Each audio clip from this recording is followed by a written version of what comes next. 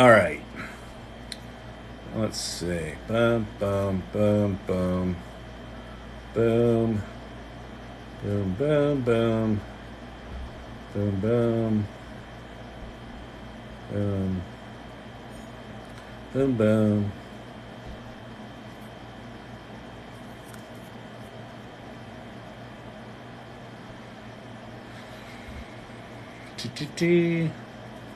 Sorry, I'm inviting people. Tobias, I'll grab here. Oh, is that it? That's all I can grab? There we go. Welcome, Eddie. Welcome, welcome, welcome. Happy Sunday night, everyone. Still almost 90 degrees here in Denver, Colorado. 8:30 at night, still 90 degrees. Good Lord. Looks like LA escaped. Hey, Tobias was shaking. Looks like LA escaped major rain. Welcome, everybody. Welcome, welcome. My name's Kyle Shannon. This is the AI Learning Lab. I'm wearing like a little golf shirt. It's like Golf Sunday. How very proper. Hot here in Wisconsin, too. It's crazy, isn't it? All this weather. And then California today had a hurricane, an earthquake, and a tsunami warning. all in like a 4-hour period. Jesus. Hey, Eddie, what's happening? Okay, Farmer, what's shaking? What's going down? Shirt with collar. I know. It's a little disconcerting, isn't it? But, you know, I dug in. Thanks. Hey, Champy, you gonna stay? You gonna stay and hang out? You gonna hang out? Lay down. Go lay down. All right. Champy's here to protect, to serve and protect. Welcome, everybody. My name's Kyle Shannon. This is the AI Learning Lab. I'll talk about these things here in a second. A little bit about my background. I'm an entrepreneur, a many-time entrepreneur. I've started, 12 or 15 companies. My current gig is I'm the founder and CEO of a company called Storyvine, which is an automated video storytelling platform. And we're 11 years into that bad boy. So I guess it's not really a startup 11 years in, but it is. It's still a startup. And we do a lot of work in healthcare and pharma. Why this channel's here, I was also a founder back in the mid-90s when the World Wide Web first came out. And when the World Wide Web first came out, I thought, holy shit, this is going to change everything. And then I co-founded a company called agency.com, which was one of the very first digital agencies in 1994. And it changed everything. It was a remarkable, remarkable time.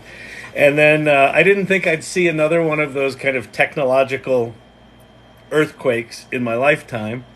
And then I stumbled upon this shit, this generative AI stuff. I started with the image generation stuff and Stable Diffusion and Dream Booth.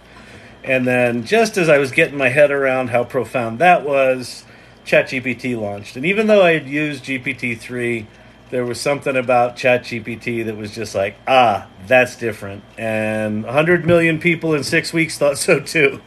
And so it was the fastest adoption of technology in history. And so I have been, OCD and in a ADHD hyper-focus tunnel for about 9 months straight now, which is also reminiscent of the early days of the web, where it was just like, I got to learn everything. And so that's where I am. That's who I am, what I am, and that's what this is about. Plain t-shirt today. I miss your t-shirts. Did you buy a New York t-shirt? I didn't, but I have a New York t-shirt. I might go change. This one's a little, I don't know. It's not pleasant. Let's see what else. So, if you're new to this AI stuff, that's what these slides are here for. And so I put them up because if you haven't played with ChatGPT, go there right now. Don't wait.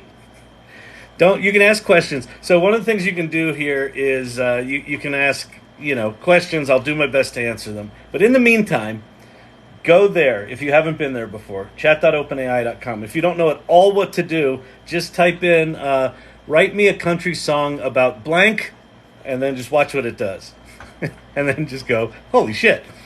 And then if you want, download this document, go to this document, prompts.chat, and that will teach you how to talk to these things, what they are, why they do what they do, or kind of how they do what they do. And there's a bunch of prompts there that you can play with. There's lots of resources out there, but that one's just really simple.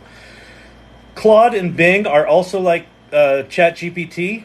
Bing is GPT-4, but it's Microsoft's version of it. And Claude is a company started by the people that created GPT-3 at OpenAI, and they started a competitor called Anthropic. And Claude's really interesting because you can put in super long prompts. So, those are those.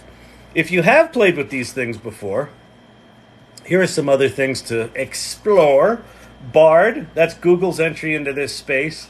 Meta's Llama 2 models, you can now go play with those. Clint, thank you so much. Whoa. Clint reached member level 14. ShareBear reached 14 yesterday. That's awesome. Hey, Dragonfly, thank you for the gummy. Perplexity.ai is interesting if you're doing research. It will grab citations and sources. It's really good. And then if you go to labs.perplexity, that's Meta's Llama 2 models that you can play with for free without having to install. Then Pi is super chatty. If you want to chat with a GPT model, Pi.ai or the Pi iPhone app, and I think there's an Android app. I should really confirm that. But it's super chatty. You can put it into voice mode and literally just talk to it. Howdy, partners. What's shaking? What's going down? Thanks for the hat. Thanks for the hat. Y'all are special. You're special. I like my peeps. We call them the irregulars because they're irregular.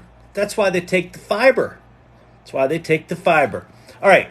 And then Poe, you can play with a bunch of different models, and it also has a bot maker and lots of different bots that other people have made. Really good place to practice your prompt crafting. So, those are some other things to play with. And then, but you're like, Kyle, but this is all words. I like pictures. Okay. So these are all picture things. Midjourney's the best. Firefly's the most corporately safe. Leonardo and ClipDrop are stable diffusion, which is getting close to Midjourney, but it's not quite there. The drag about Midjourney is you have to generate images in Discord, and if anyone wants me to show that, I'm happy to do that. It's a pain in the ass, but the images are staggeringly beautiful. Tugas, thank you very much. I got to figure out how to pronounce that name, but I'm going to go with Tugas for tonight, because I think you're in Paris or France or something, correct? Or maybe a French-speaking other country, but I know you speak French. Okay.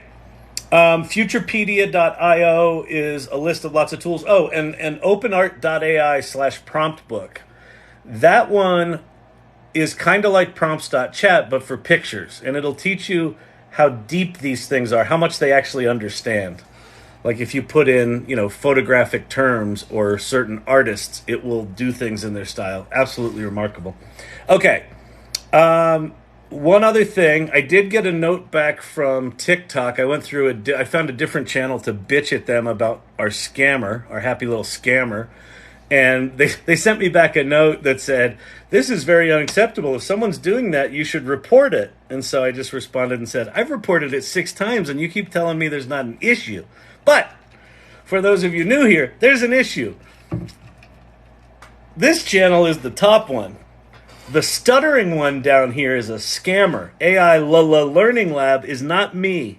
Now, they've taken my videos, and they're acting like me, and they've used this fucking name, and they've got like 3,000 followers now, and they're asking their 3,000 followers to join some multi-level marketing scheme bullshit. So, feel free to report those assholes. And they're ruining the party for the rest of us. So anyway, that's going on. All right. So if you have questions, pop them in the comments below. Happy Sunday, everybody. I'm coming to you live from Denver, Colorado. And let's get started. Let's do this. Let's do it. Let's just do it. You ready to do it? Let's just do it. Why does he talk like that? I don't know. He seems touched. Why are we here? Is he qualified? What are his qualifications? I don't think he's qualified. I'm definitely not qualified, but I do like to have fun. And isn't that what it's all about? And you just might learn so. It's called the AI Learning Lab. If I were not qualified, could I call it the AI Learning Lab? I don't think so. Well, I could. Yeah, I did. But that's not the point. That's not the point. That is really, you people with your logic, it's very clever. It's very clever what you do. Thank you, user 22503 dot dot dot dot dot dot dot for the roses. Rose, by any other name, would smell as sweet. Okay. All right, seriously, we're going to get started now. It's going to be so good. It's going to be so worth the wait.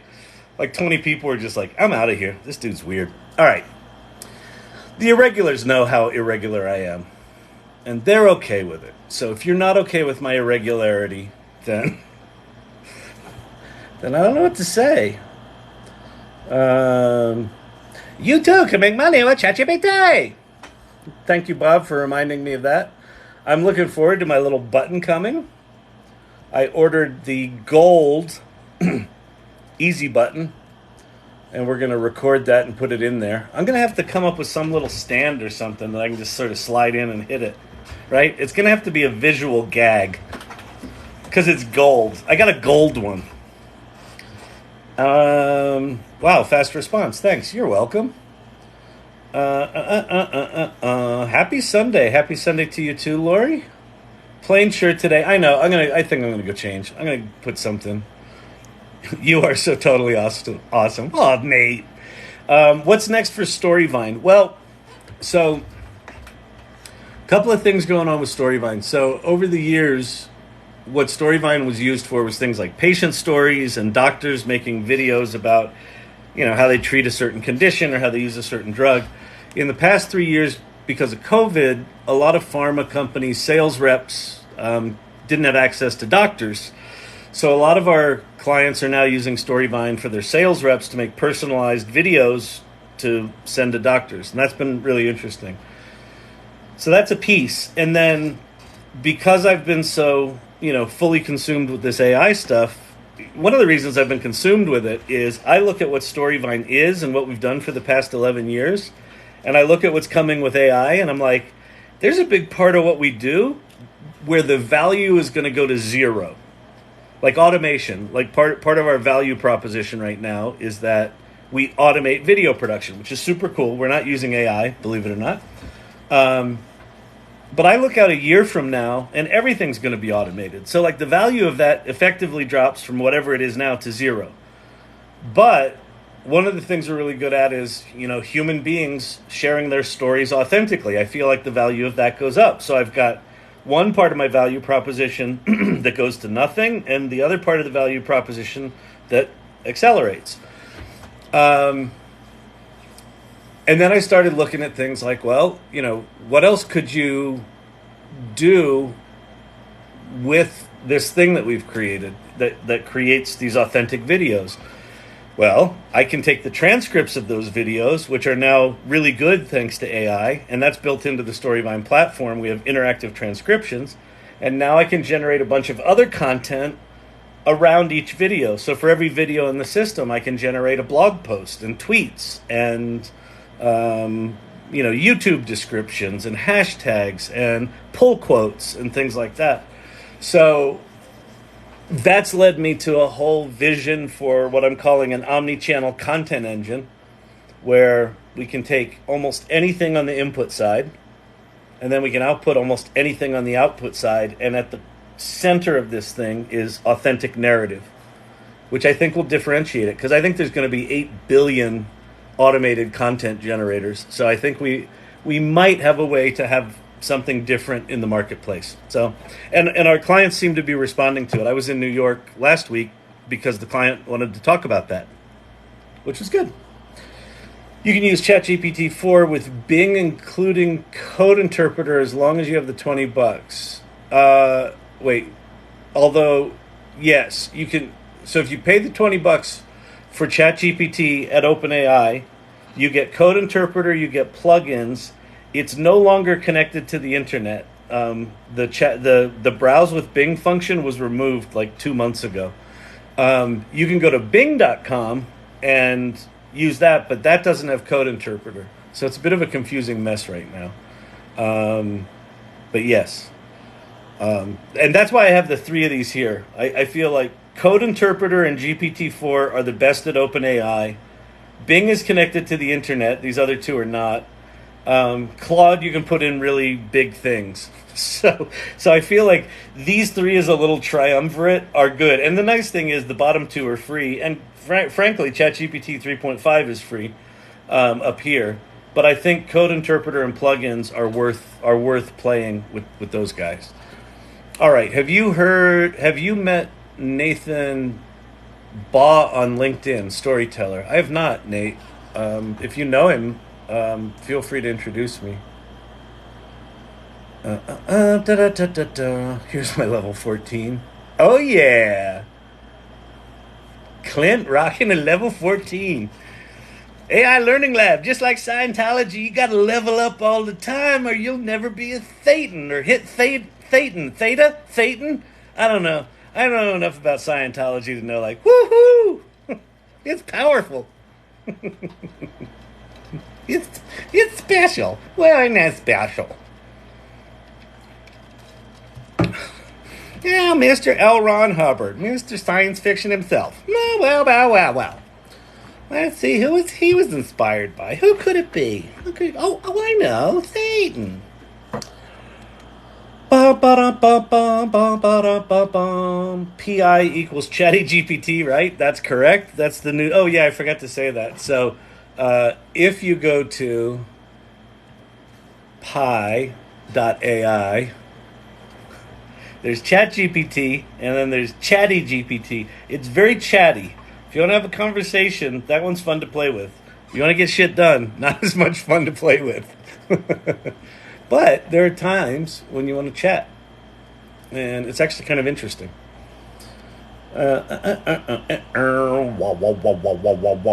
What AI would you recommend to build logos and slogans? Well, I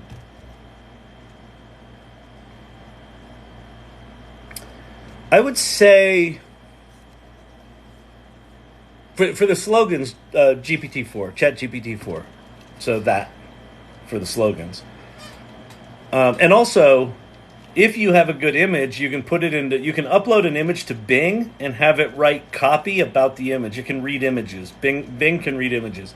But just ChatGPT, what's cool about ChatGPT and how you can use these tools is you can have ChatGPT, if you don't have a creative brief, for example, you could have ChatGPT help you come up with a framework to create a creative brief, and then have it ask you a series of questions about the client or the product, and then have it write a brief. And then once it writes the brief, you could say, now give me a bunch of slogans based on that brief. And it will do it, and it'll be really good because it will have written a brief and followed it. So that's how I would use that. For the logos, Midjourney is still, in my opinion, by far the best, but the logos, don't expect them to have good text in them. The text will be a mess. So that you'll have to, do in Photoshop or Illustrator. My gut is telling me, I haven't done logo stuff in a while. My gut is telling me it's probably worth using Adobe Firefly or Generative Fill. Probably more Firefly because they've got that text tool that can generate, you can put in a prompt about fuzzy text and it'll make furry text in whatever font you choose. It's also it's not been trained on copywritten images. And it's also just Adobe. Like even if their tools aren't perfect right now, the level of integration that these generative AI tools are going to have within the Adobe Creative Suite, so Illustrator and Photoshop and things like that, I would probably lean toward getting good with Firefly to do my logo stuff. But I still go back to Midjourney's the best right now. But none of them do text well. None of them. Zero. Apparently there's a new one from OpenAI that is supposed to be better than Midjourney that does text, but we ain't seen it. They ain't released it. It ain't out in the public yet. It's just the fancy scientists and the researchers over there at OpenAI that get to play with that, and we don't. And that's not fair. I don't think that's fair, but that's the way it is. That's just the way it is. They're powerful scientific people, and the scientific people, they treat us a little different. You know? They're like, you can't handle the truth. You can't handle the text. So you'll just take your little pretty pictures and you'll have to deal with your own text. So that's what they do. That's not how I am. That's how they are. I'm just the messenger. Don't hate on the messenger. Don't hate on the messenger.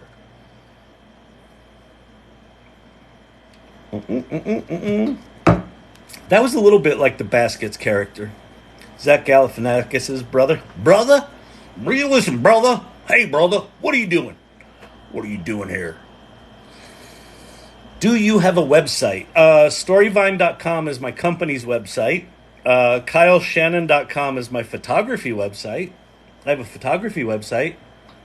Kyle Shannon Dreams is my Instagram and TikTok art project. AI Learning Lab is this. Kyle Shannon's my Instagram. I don't know. I've been around for like decades. I got shit everywhere. So, yes. Storyvine, KyleShannon.com, and then some other shit. 8:39 in Denver. That was 10 minutes ago. All right. C has not been here before, so C, you don't have to ask me questions a lot. So here's the other thing that goes on here, and this frustrates the shit out of people who are not the irregulars. Why are they the irregulars? Because they deal with my shit. So here's one of my shits. This is one of my things. I like to answer all the questions. But what that means is you'll be typing questions down below, and I don't see that shit. I'm just answering whatever question I'm answering right now, so I'm not watching the comments in real time. So people that are not used to that, they're not used to elder talk, where us old farts are using technology we shouldn't be. So anyway, so I will get to your questions. Ask the AI why my parents don't appreciate me. Well, that's what, that's one where a little conversation with Pi might actually be interesting, where you could potentially work through some of that shit. I hope you're joking. but I get it. I have a family. Ask me why my family doesn't appreciate me. I understand. It is a human condition to want to feel heard, want to feel loved, and, the world just slaps you upside the fucking head, doesn't it? And then the art is just figuring out a way to keep it going. Just keep showing up. That's why I do these every night. It was funny. I was like in a cranky mood right before this. I didn't want to come on. I'm like, I don't want to do it. And then I just did it, and then I got on, and I'm looking at my shirt, and I'm like, this is a shitty shirt. You know what? I'm going to go change my shirt. That's going to make me happy. But I'm glad to be here. And even though I was cranky before, I'm not now. So I will be right back. Entertain yourselves, and I'll be back. Do me a favor, if you would. Share the live. This will be good. Share the live and hit the likes, and then when people come, they'll just see some blank shelves. I'll be right back.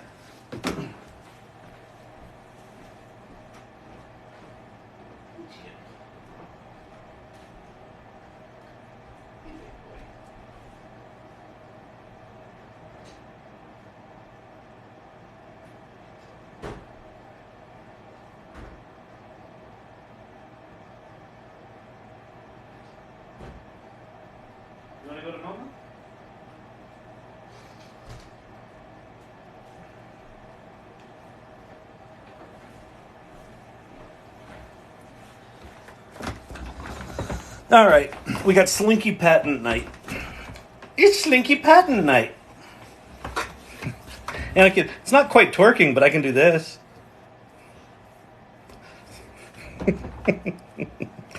All right.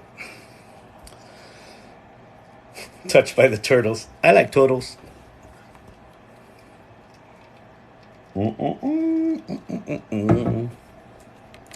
Ba ba bum, ba da ba bum, ba da da bum, ba da ba da bum, ba da ba da bum, ba da ba da bum. Professional singer? Why, yes. I like. Da da da da da da da da da. Back here live at the Waterfront Village with my friend, the zombie, Jonathan. You're looking good. Jonathan just got an awesome face paint job. What do you think? I like turtles. All right. You're great zombie. And good times here at the Waterfront Village. Open for the next 11 days. Oh, my God. Her trying to not laugh is... It's comedy gold. It's like she choked on a caramel apple at the old state fair. Oh, TikTok just jumped me to the bottom of the comments. Oh, TikTok. Not only do you let people that are stealing my identity keep scamming people, but you jump me to the bottom of the comments when all I want to do is answer everyone's questions. I want to be comprehensive. I want to be helpful. All right. Your link tree shows under maintenance, FYI. Really?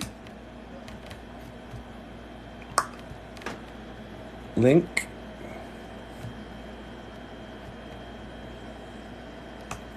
Real Kyle Shannon. No. I wonder if I have a bad link in the...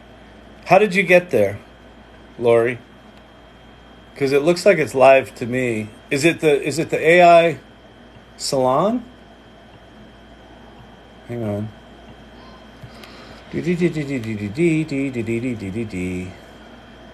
Slash AI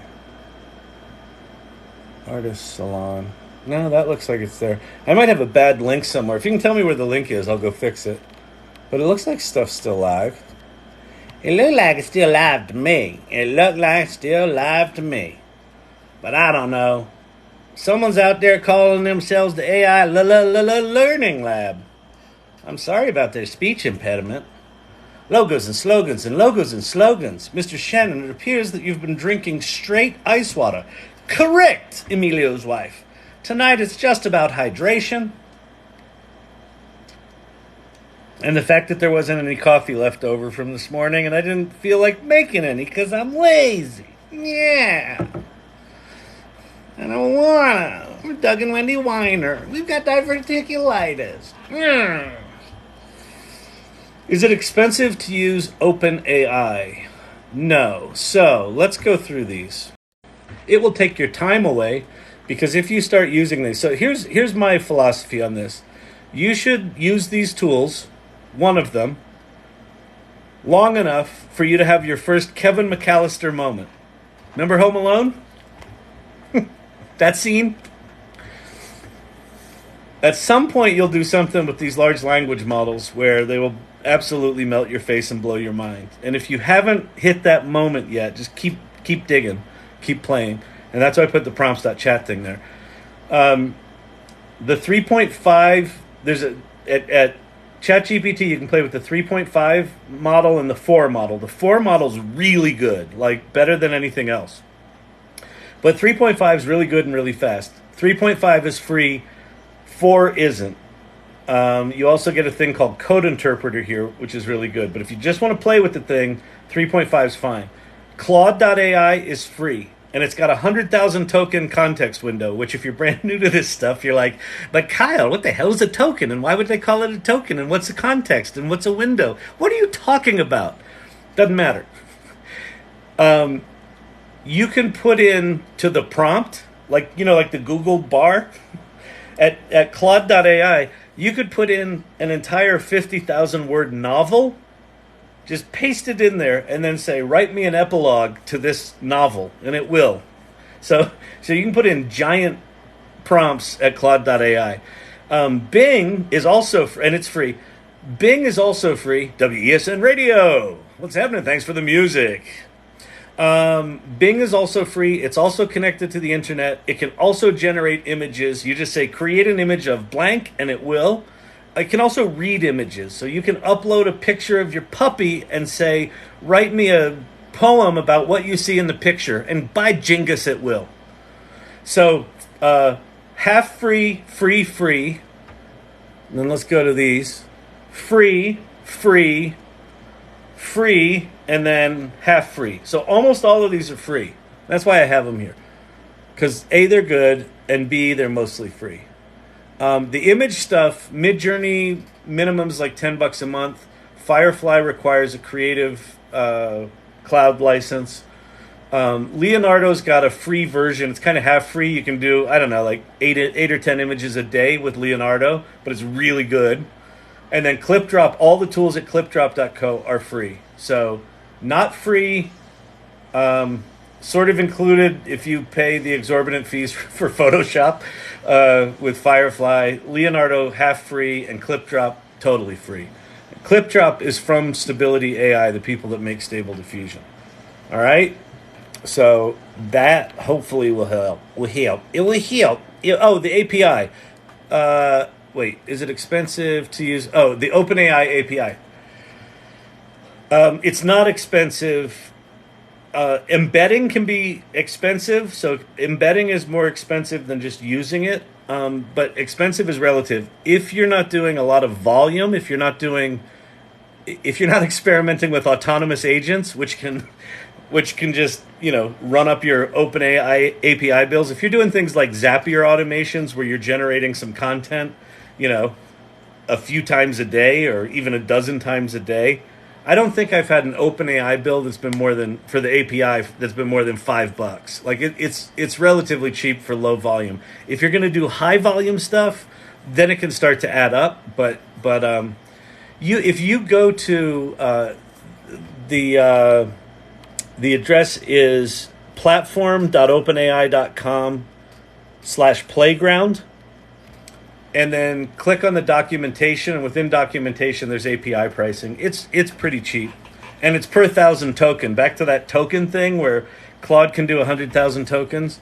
The OpenAI APIs are per 1,000 tokens, and it's like 0.00, 0.02 cents for 1,000 tokens, or 2 cents for 1,000 tokens, depending on the function you're using and the model you're using. So, but it's certainly for doing prototyping, it's very, very cheap. Good day, Laura C. How are you? Good day. Welcome. Beep boop from user 2250360397241. Listen, we don't pass much judgment here, but I'm going to go on ahead and give you 0.5 out of 10 on the name. Come on. You can come up with something. How about irregular 2250360397241? Huh? That would be clever. All right. Where is he streaming? Lol. Doesn't feel like he's here. That must mean I'm actually reading all of the questions, not just, what was that? Adam, that was beautiful. It's still beautiful. That was so cool. I got a little club, a little baby seal. The phrase club seal popped in my head because I grew up in a different era where, they talked about that shit. A little baby seal and a whale jumping. That was beautiful. Thank you for that. I appreciate that. All right. I work for a pharmaceutical distributor owned by a manufacturer. Can you share which companies you work with? Sure. We work with Novartis. We work with Pfizer. We work with Merck. We work with BMS. We work with Boehringer Ingelheim. We work with a bunch of small ones. We work with most of the healthcare agencies. So we've been around for more than a decade. We've been in healthcare and pharma most of that time. So, happy to chat. DM me. I've got my contact information on my link tree. So feel free to reach out if you want to chat. Me? Yes, you, user 2250360397241. Yes, you. He seems to respond to different comments. He probably streams simultaneously. Huh. Or maybe I'm just behind. What is it? Isn't it Occam's razor? The most simple explanation is often the correct one. It could just be that I'm old and I don't use TikTok the way younger people do. And it seems counterintuitive and stupid, like I'm a dum-dum. Because I am! Okay. Alright. Okay. Enough comedy jokes. Never enough comedy jokes. Alright. Sophie, as in, is this live? Yes, this is live. My cousin loves your page. Can you give him a birthday shout? His name is Dixon Myaz. Well, Dixon Myaz, happy birthday to you. Happy birthday, Dixon. How old is Dixon? Is Dixon a younger feller? An older feller? Cousin, I would assume younger. Happy birthday. What are you doing, Dixon? Are you playing with the AI? Are you digging in? Have you written a term paper for school and not gotten caught? all of that paper detection stuff is just going to be like comically. Thank you, Dragonfly. It's going to be like it's going to be comical to look back on. Remember when we used to try to figure out if people were using AI? Because everyone's going to use AI all the time in every tool. Like a year from now, this is a non-conversation, but it's the beginning of the school year, and, you know, some teachers are a little sensitive still about, oh my God, my students might actually cheat. Yeah. Education's going to have to completely transform itself. And that's going to be painful for a lot of people, and that sucks. The thing that, like, the part of me that loves innovation and loves what's next is really excited about this stuff. But like the empathetic side of me, like the part of me that got an acting degree,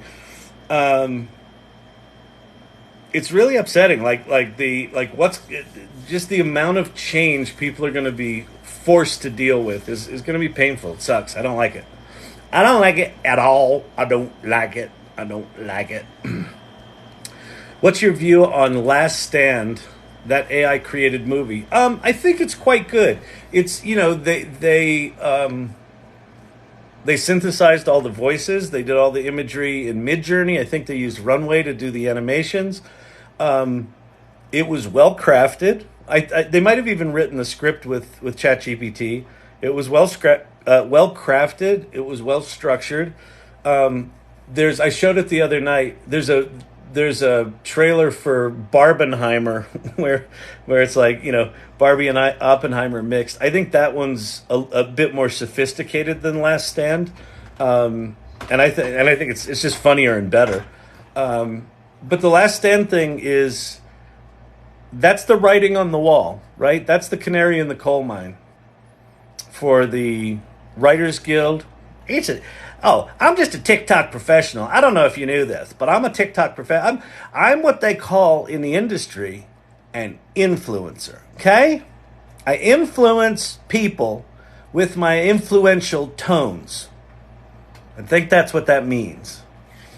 What was I talking about? Oh, yeah.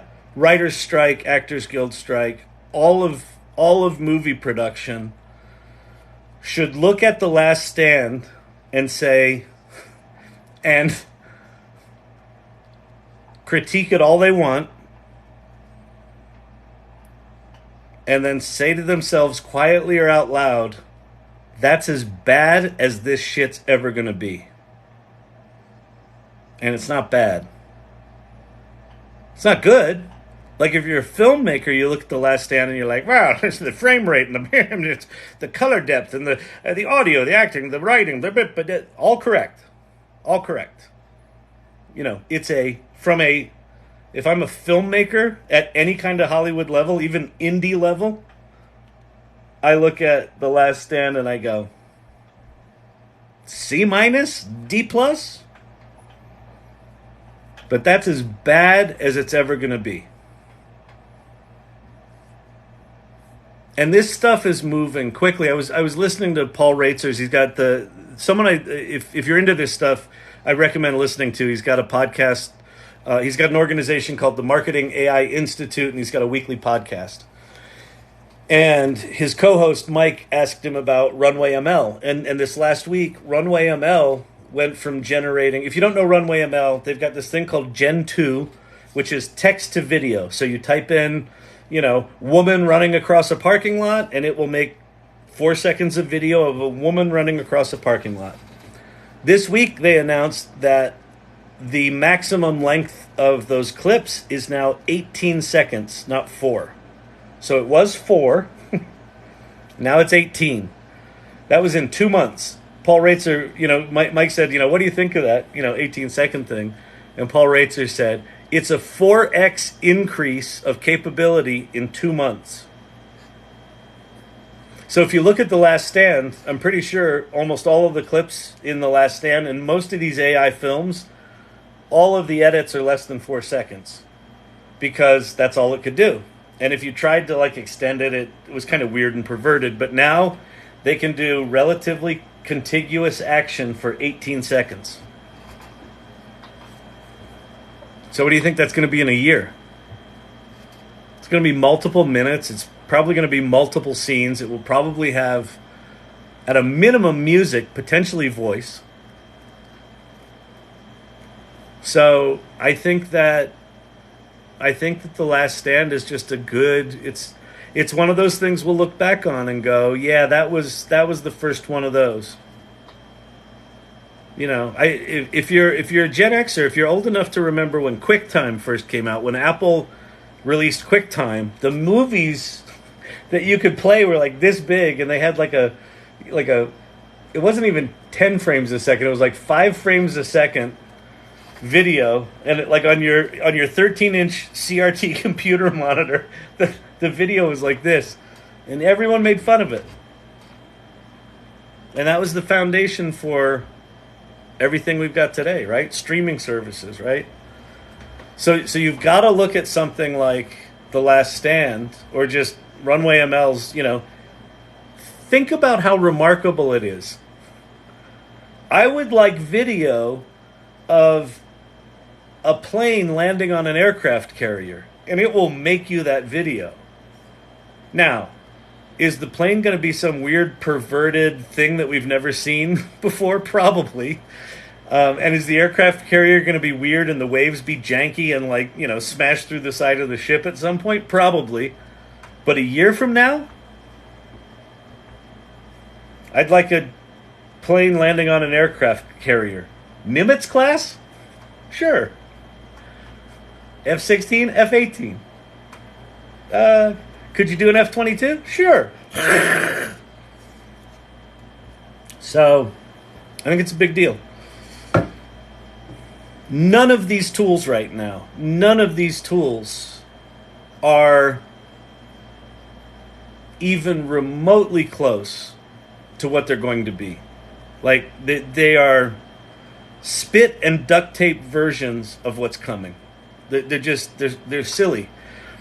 And what's mind-blowing about it is if you haven't played with these and you go in and you ask ChatGPT to write you whatever, a project plan or a marketing strategy, or have it write a blog post for you, or have it interrogate you to get enough information for it to then go off and do something, or you have it write some code, and you've always wanted to learn Python, but you never really got around to it. You don't really have the time, and maybe you have ADHD like me, and learning code it's easier to just smash your face into a brick wall.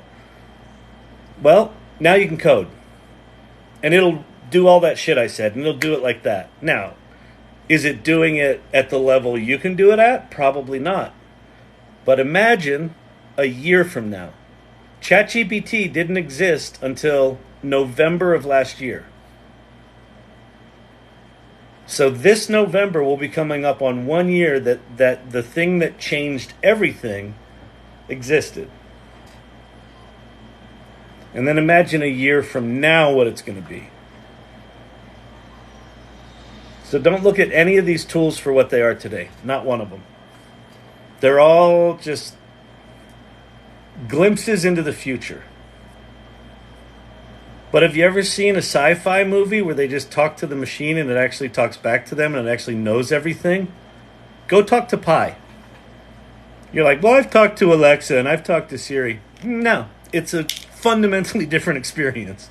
Those were programmed by human beings to anticipate your answers. And if you ask them something that's out of the bounds of what they were programmed to say, they can't fucking do it. Pi can. It's just a different thing. So, yeah. Getting all philosophical here on Sunday night. It's Dixon's birthday, and I'm like, we're going to give Dixon a little gift. Screw them teachers that are like, we're going to use an AI detector. Screw them. These tools are going to be everywhere. If you've got teachers that are doing that, I don't even know how old Dixon is. I'm assuming you're a student. But if you've got teachers saying that, they're not doing their jobs. They're not paying attention. These are the most powerful tools ever put in the hands of human beings. And we get to play with them. I don't know if you get how lucky we are. I felt this in 1994. When I stumbled upon this thing called the World Wide Web, I was playing with the internet with command line stuff and logging into libraries and looking at research papers. And I'm like, oh, this is kind of cool. They can share information. I sort of got it. And then the World Wide Web came out. And I'm like, what's this thing? And then the first browser came out. Thank you, Adam. Thank you for the roses. I very much appreciate you sharing them. I went to this thing that looked like a page, and it had these words that were underlined. And if you clicked on them, it jumped you to another piece of information. And I sort of got it, because I didn't have to type command lines now. I didn't have to type FTP commands. I could just click on shit. Click, click, click, click, right? This is what Steve Jobs said when he launched the iPhone, right? He talked about, how are you going to control it, with a stylus? He goes, no, we don't need a stylus. We've got the world's best pointing device right here. Click, click, click. That was the iPhone, right? That was the World Wide Web. That's ChatGPT. You just put in some words and out come answers. Not links to other shit where you can go find the answers. You get the answers. Now, are they always right? No. Hey, Share Bear. Thank you for the lollipop. So we're just at the very, very beginning of this stuff. And so, why do I do this every night? Why do I come here every night? Other than for the donuts and the lollipops and the TikTok hats and the twerking. Because I think that any of us that put any amount of time into getting our heads around this shit, thanks, Steve-O, are going to be disproportionately given opportunities for people that don't. And people that don't get their heads around this are going to be blindsided by it. They're not going to know what happened. And I'd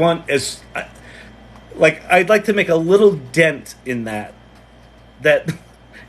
if 10 fewer people are blindsided by this because of this channel, then it will have been worth it. So that's why this is here. What do I think will happen to software engineers? Well, I think I just kind of answered it with the last stand with filmmakers. I think software engineering will fundamentally change. I think the tactical execution of almost everything, whether it's coding or writing or generating art for commercial purposes anyway, or financial services or insurance underwriting or just any tactical execution, reading legal briefs, doing screenplay coverage, any tactical execution is going to be automated. And so that means, well, does that mean engineers go away? No, not necessarily. I think engineers are going to be more important than ever. I think that Thank you very much, Share Bear. I think that AI operations is going to become critical. Like, how do you keep up with this shit? This stuff is literally every 2 months. It's a complete transformation. Like what worked and was revolutionary 2 months ago is completely different today. So if I'm in an IT group and I'm trying to figure out how the hell I keep my company up to date with this stuff and how I keep up to date with security and all that sort of stuff, I feel like that stuff that's 5 to 10 years of never-ending work just trying to keep up with this shit. If you go on the more sort of application development side, if you say, okay, the coding itself, the tactical execution of the code, that gets automated. What doesn't get automated? The critical thinking, right? The critical thinking that engineers do where they say, oh, here's the business problem, here's the business requirement, how do I get there? Well, I'm going to use this AI tool and it's going to go squirt out some code. But then me as the engineer, I look at that code and go, oh no, that's not a good approach. That's really inefficient. Why? Because I know how to do this shit, right? So people that have deep experience are going to be really good at this. But they have to be willing to accept that the thing that was their superpower, maybe for decades, might be different now. And some people are going to make that transition and some people are not. And that's where it's going to be painful. But the good news is, I think, some of the people that don't make that transition, let's say they were an engineer and they just love coding and they just want to be an engineer and all of a sudden they're competing with tools that just do it automatically. Some of those people will go, fuck it. I don't want to be a conductor of the symphony. I want to be a coder and I'm just going to go code for my own pleasure off on the side. Cool. What those people might also do is go, let me just play with these tools. Let me just see what these things do other than coding. Oh, I could take my coding skills and apply that to prompting images and I could generate really cool art. So I think you're going to see a lot of transformation where people are in a career over here, they figure some shit out with these tools and go, you know what I always wanted to do? Hang it! And they go into this new area. Hang on, I gotta close the door.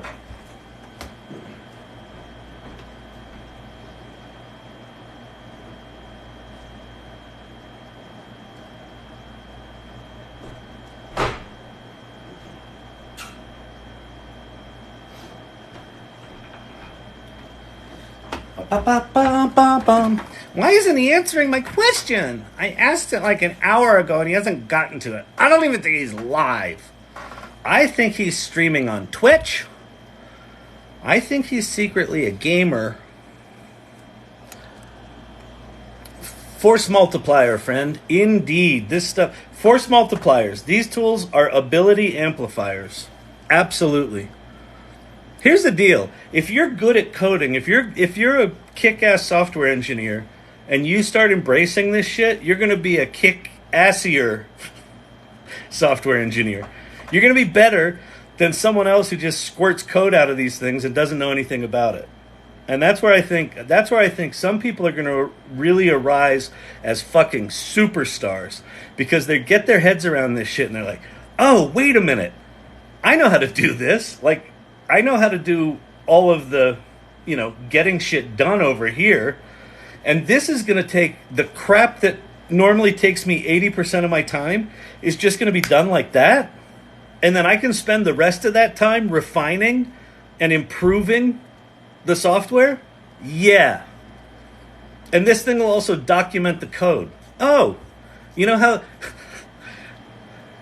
at the beginning of every software project that I've ever done, I say to the engineering team, and by the way, documentation's really important. We're going to document everything, right? We're going to document and comment the code, right? Correct? Uh-huh. Yeah.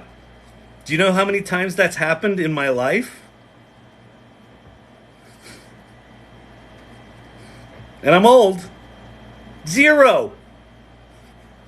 Because I'm always in a startup. So you're always changing shit, and you're always doing hot fixes, and you're always doing this, and you're always doing that. So the best intentions for documentation go right out the fucking window. Well, what if they didn't have to? right? It could be fleas. Good Lord.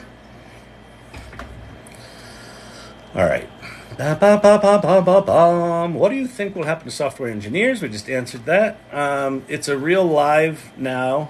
Will not be a very good answer in the future. Huh?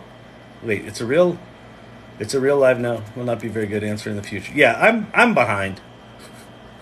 There's a lot of commentary about me being behind. Steve-O, what's up, buddy? Hello, everyone. Hey, Steve-O. Bobby asking again about software engineers. I'll be back after an hour then. Good, awesome. Although I answered your question. Now again, wait, what's your name? Now and I am. Now and I am. Now no. When all lowercase letters in a name with no spaces make me insane. 2.5 out of 10. Hello, what are your thoughts on Llama and open source AI? My thoughts are,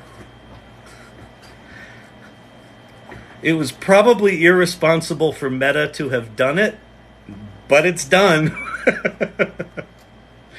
And so now Stability AI has also done it, and it looks like the company behind Alibaba just did it. I think they just open sourced their 7 billion parameter model that apparently they did some optimized version of it and open sourced that like 2 days ago.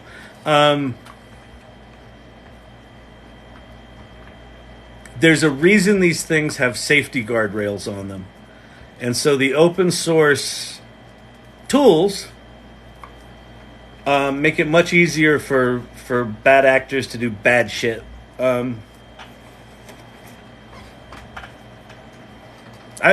of mixed feelings because what the open source models essentially guarantee, well, I don't know if they guarantee it. There's a much higher likelihood that a handful of 2 or 3 companies, OpenAI, Google, Apple, whoever they might be, whoever ends up being the sort of 3 primary players. With the open source models out there, it lowers the likelihood that they're going to consolidate all the power and sort of collude on how these things are going to be used and sort of where the power gets distributed for these tools. So let me look at something here.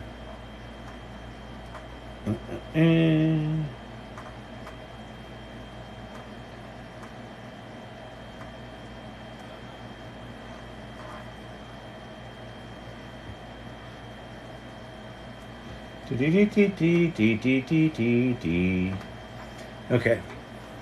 It's my sales guy saying, you don't have to get up early for that meeting. They just pushed it a week. So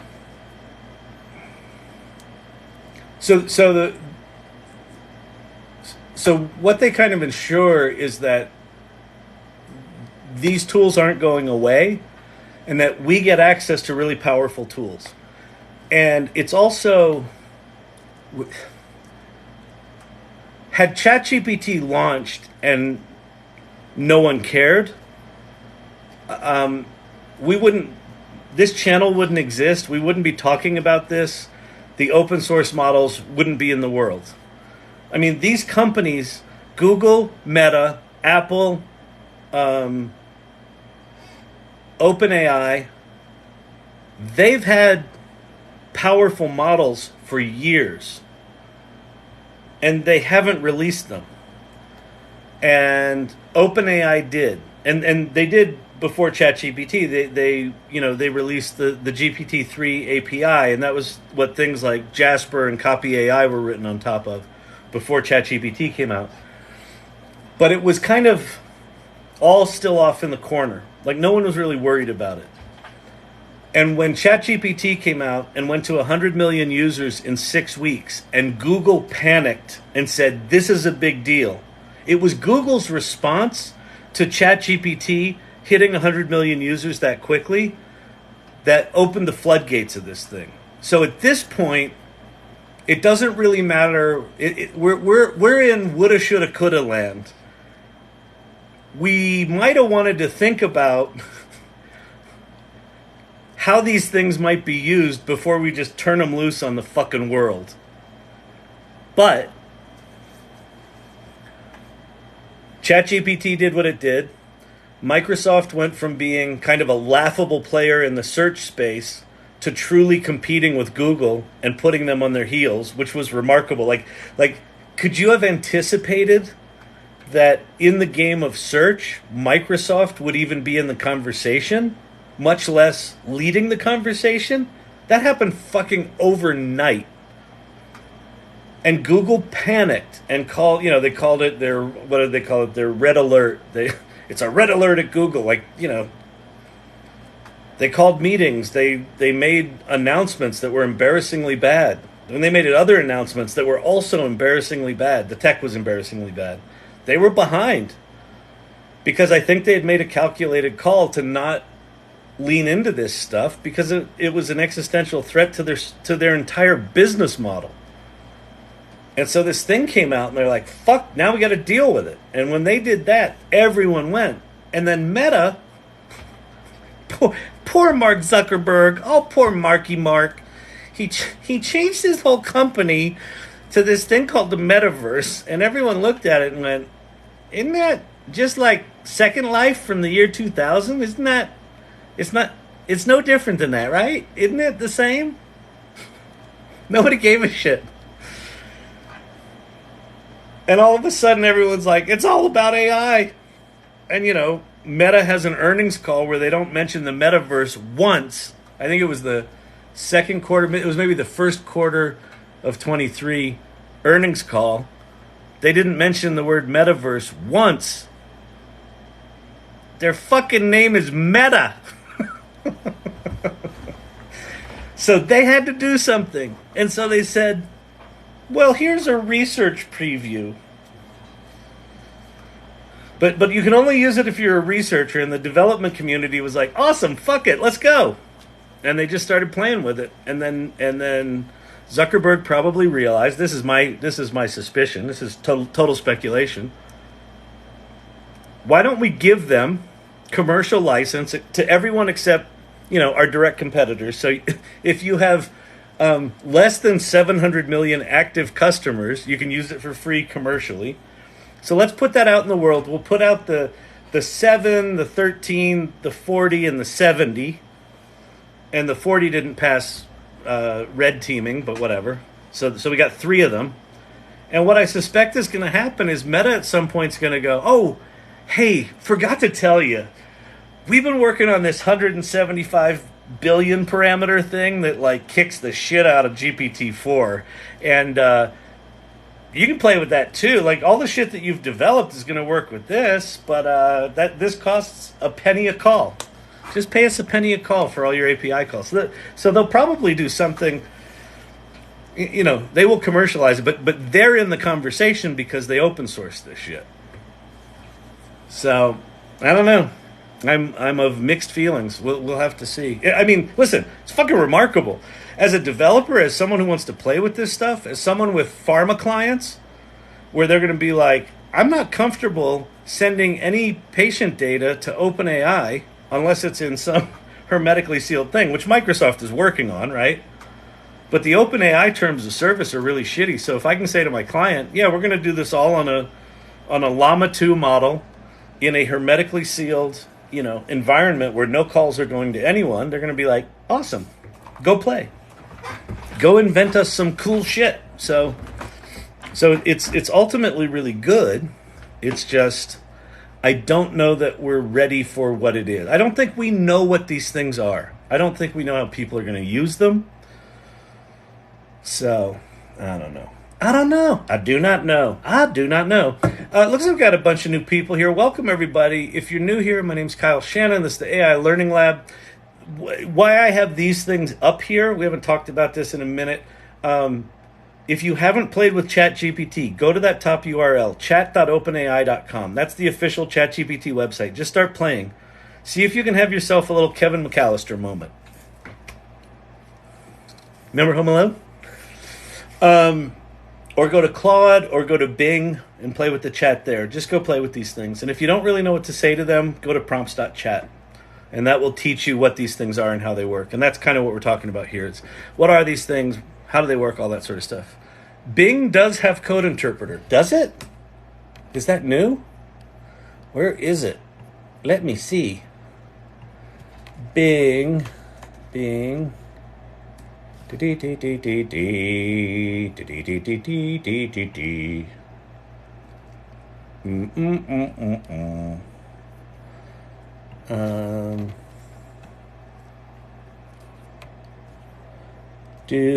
I'll just ask it. Do you have access to code interpreter? Let's see what Bing says. No, I do not have access to it. Oh, thank you for the drink. Is that a lemonade? That's a refreshing little lemonade. It looked like a boozy lemonade. I like, Daddy like. Bob, if you'd be willing to, tell me how I get to code interpreter from Bing. Because I don't see it, but it doesn't mean it's not there. There's a pin. I can upload an image. I can talk to it. Anyway, I'll see if you put something down below. Okay. Let's see. Should I do a reset and just jump to the bottom of the comments? I feel like at this point I'm pretty far behind on comments. Will be funny when AI is able to predict when you will sell your trades. It's probably on the way to that. That's just the way it is. Some things always change. Better believe it. Some things, that's just the way it is. 8:52 in Denver. That was 8:52. 40 minutes ago. So I'm 40 minutes behind on comments. I'm going to make the executive call. I'm jumping to the bottom, so I'm going to get caught up. So I'm probably going to skip some people's questions. Bob, proud to be a regular irregular. Thanks, Kyle, for making the knowledge more about the beginning of AI. Absolutely. Thanks for being here. I appreciate it. So I'm going to jump to the bottom and then scroll up a little bit. All right? All right. So I'm at the bottom. I'm scrolling up. Wait, let me see if Bob said anything about where to find. Bing, bang, boom. Big, bang, boom. It was a river of ejaculate. Oh, my God. That scene, the outtakes from that scene. I pleasured myself to the image of Mrs. Butterworth's. They couldn't keep a straight face. Even he couldn't. His mustache kept popping off. Oh, that was funny. Talk about a river of ejaculate. Oh, good lordy. All right. Let's see. Just had Brother 52. Just had it right. My first day quiz. Very cool. Are you a teacher, I think? I remember you saying. Chris Ward, if I wanted to build my own platform for AI, would Meta open source be good for that? Yeah. And so, Chris, there's a couple of things you can play with.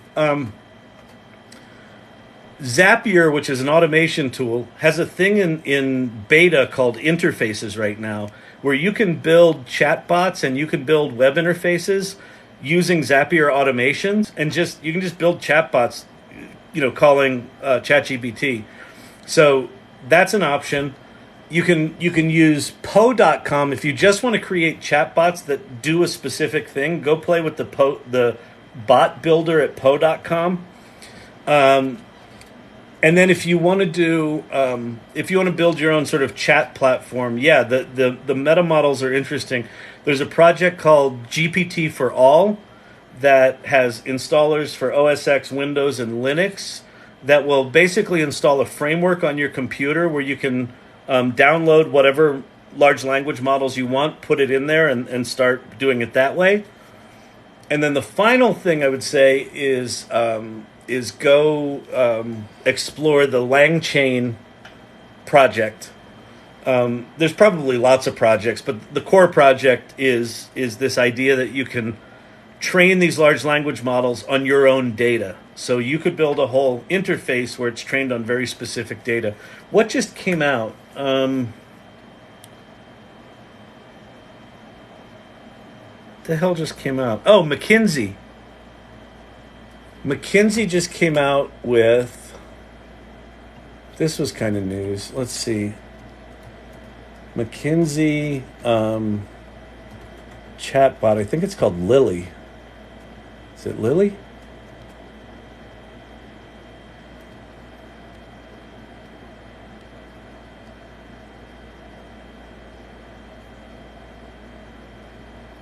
McKinsey has more than 70 experts that work on Lily. And it was interesting. Lily is their model, their robot model is named after their first female employee, I think. Or their first female consultant or something like that. Yeah. When did this come out? How long has this been out? August 16th. So this came out 4 days ago. Meet Lily, our generative AI tool that's a researcher, a time saver, and an inspiration. So this thing is just like ChatGPT, except it's searching like all of McKinsey's data and research. And this to me feels like the future, right? Where large language models are going to be ubiquitous. They're just going to be like IP, Internet Protocol, right? Like right now, you don't think about Internet Protocol because it's just everywhere. Same with large language models. They're going to be fucking everywhere. And it's not going to matter which model you use or this or that. All of that stuff's going to drift into the background, right? Right now it's exciting because, you know, they're getting better and we can compare them. But at some point they're going to normalize and that's going to drift to the background. So what's going to remain? Well, what are you using them on? Well, I want business intelligence. Okay, McKinsey's been doing business intelligence for fucking decades. So why not go to a trusted source and, you know, research the shit out of this one and then go to Bloomberg and research the shit out of Bloomberg GPT that's trained on all their financial data and then go to, you know, IMDb GPT and be able to pull up all the movie information you've ever wanted and use Code Interpreter to make charts and graphs. So within 15 minutes, you'll be able to traverse, you know, major, like trusted data sources in kind of a seamless, multimodal way that's just going to be insane and powerful. And you'll pay for this shit. Why? Because it's not all the bullshit of all the internet. This is McKinsey stuff. Like, all of this stuff's been vetted. Now, is this any good? I don't know. But it's at least the right idea.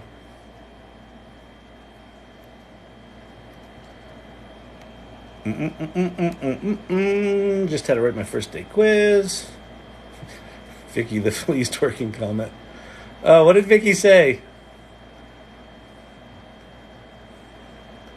Fleas are twerking on Kyle's head. Oh, that's good. Exactly. Boring. Demo Test is back to troll. Hey, Demo Test, what's happening, buddy? Boring. Kyle's not talking about science. He's going to talk about pictures again, and I don't like it. Pictures are a waste of time. We love our trolls. Good to see you, Demo Test. Welcome. I hope you get a hug tonight. If I wanted to build my own thing, okay, we did that. Just had to write my first day quiz. Okay, oh, that's right, we went back to see Vicky. Will be funny when fake AIs will be answering fake trolls, troll AIs on a fake live. Oh, and that will happen. So you know what's funny? Like we talked about this last night. I had a password meltdown where whatever, LastPass didn't have the right password in it. You know, the password manager didn't manage my passwords correctly. And then, you know, I had to recreate a password. It was a fucking nightmare. And it hit me that if you don't know, Sam Altman's got this company called WorldCoin. And one of the components of WorldCoin is a thing called WorldID, where, and I will admit, this is creepy as fuck.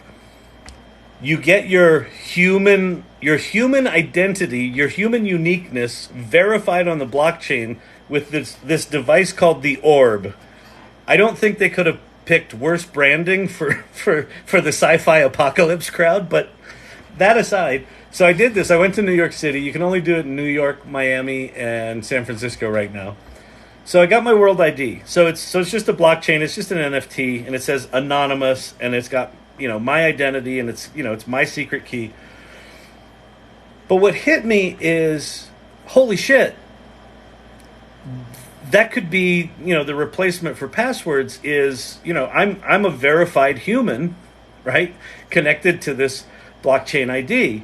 Well, someone could write an infrastructure for passwords, right? So just like you've got Google single sign-on, someone could do WorldID single sign-on, and I could just zap it with my WorldID and never have to do another password again. I was like, oh, that's interesting.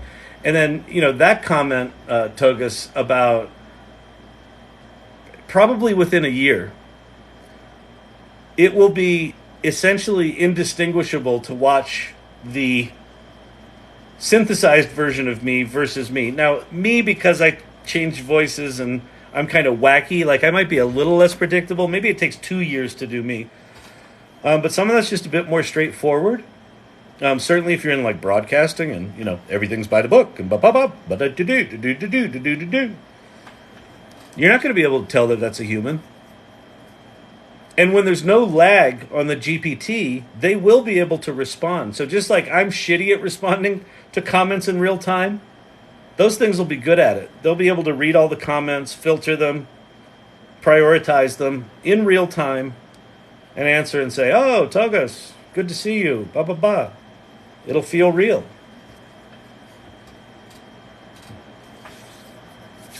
Crazy. It's crazy. So, you have this WorldID thing. We could create a channel, likely, if TikTok ends up supporting something like WorldID, you could create a channel where you can't subscribe to that channel unless you're a verified human. And, they accept WorldID and Meta ID and Google ID, whatever the verified tools are that rise to the top. That's going to be novel in not too long, to be able to be in a space where you know that everyone in there is human. It's fucking insane. This is like the sci-fi stuff, right? So, elementary statistics, rather 52. Elementary statistics. Elementary, dear Watson. That was one of my favorite plays I did. It was Crucible of Blood, directed by Paul Giovanni at the Olney Theater in Washington, D.C. I was right out of college. I got cast. It was an equity show, so I got my equity card. And I played like a young lap boy in the first act, and I played an Indian dude in the second act. And it was the summer before I was supposed to go to grad school. I had a full ride at the Alabama Shakespeare Festival, and I called them up 2 weeks before I was supposed to go down there and start their grad program. And I said, I just got my equity card. I'm moving to New York City. The guy was pissed. You'll never work in this town again. I'm like, you're in fucking Birmingham, Alabama. I think I'm good with that. I'm going to New York. They had a really nice program down there in a nice building, but it didn't beat getting your equity card. Moving to New York City with your equity card, that was a pretty big deal. I missed the trolls. They're back. Demo's back. He's here. They should be panicking. They deserve it. I don't know who that was in reference to, but yeah, fuck them. Oh, Google. Meta keeps me in Facebook jail. I know. These big companies are a fucking nightmare. Like the fact that there's someone that has copied the content from my account and put it on theirs. They've got technology where they could know that the videos on this account are the same as the videos on this account. Let's do something simple like compare the start dates of the two accounts and then go look at that. Like, they have that fucking technology. If they can turn my eyes bright blue and give me fucking eyelashes, they can figure out if an account has stolen someone else's content. It hurts.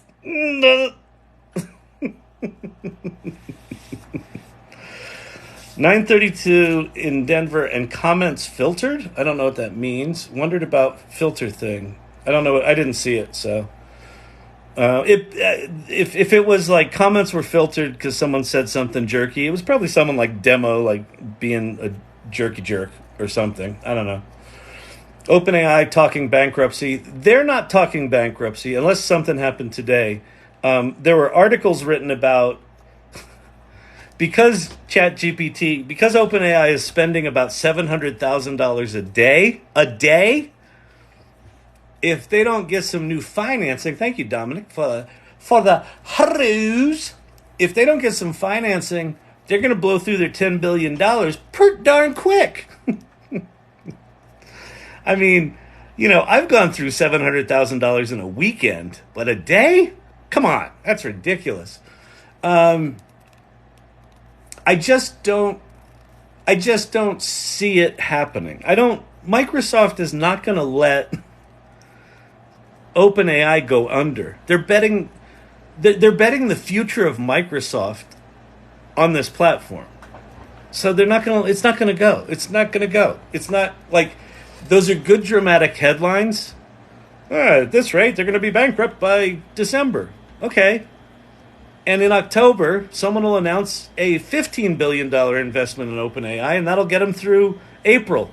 And then someone will announce a $30 billion investment in OpenAI, and that'll get them through July. And before the end of next year, Sam will have, gotten the $100 billion he thinks it's going to take to get to AGI, and we'll have artificial general intelligence by mid-2025. Or they go bankrupt. That's where we are. But again, it mattered if OpenAI went bankrupt if they were kind of the only player in town. But because ChatGPT did what it did, and because it forced Google's hand, and, Anthropic said, I don't like how OpenAI is doing their safety. I'm going to start a whole company just to do safety shit. That's what Anthropic is. The people behind Claude were like, I don't like what they're doing at OpenAI. I don't think they have the right idea. We've got our own idea. So they're out there now.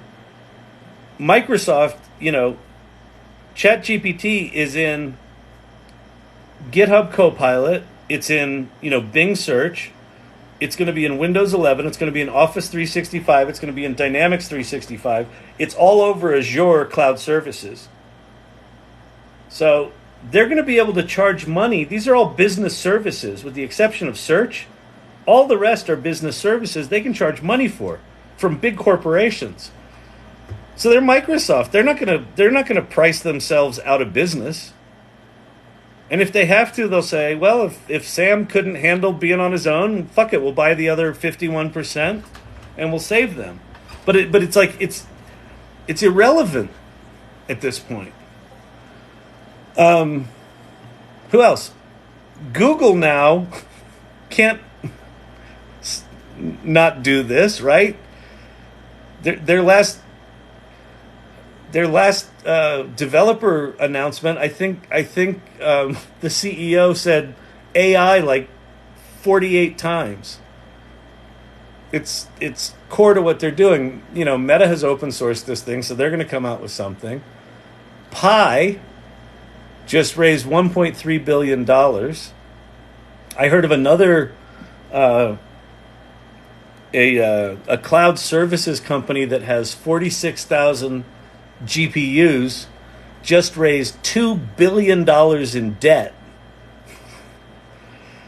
to keep their infrastructure going. Like, the shit ain't going anywhere. Do the players change? Does maybe Sam Altman corkscrew this thing into the ground? Yeah, maybe. But if we were having that talk back in October before they launched ChatGPT, that's one thing. But with all this stuff out there, I don't see it. I don't see it. I could be wrong. Listen, I am not a financial analyst. This is not investing advice. I would not take investing advice from me. Don't worry, we will all surprise the world. We are more educated than anyone. Cool. We will surprise the world how? And be smarter than the AI? I don't care how educated you are. What's coming? Like, go ask that thing anything. Go ask it fucking anything. Ask it stuff you don't know anything. Ask it stuff you do know something about. It knows a lot. Bing, bang, boom. I pleasured myself to the image of Mrs. Butterworth's. Oh, I loves me to comedy. Loves me to comedy. AI filmmaking can't do worse than The Room. The Room. That was that film with. Hello, Mark. What's that? Hang on. YouTube. The Room. Movie.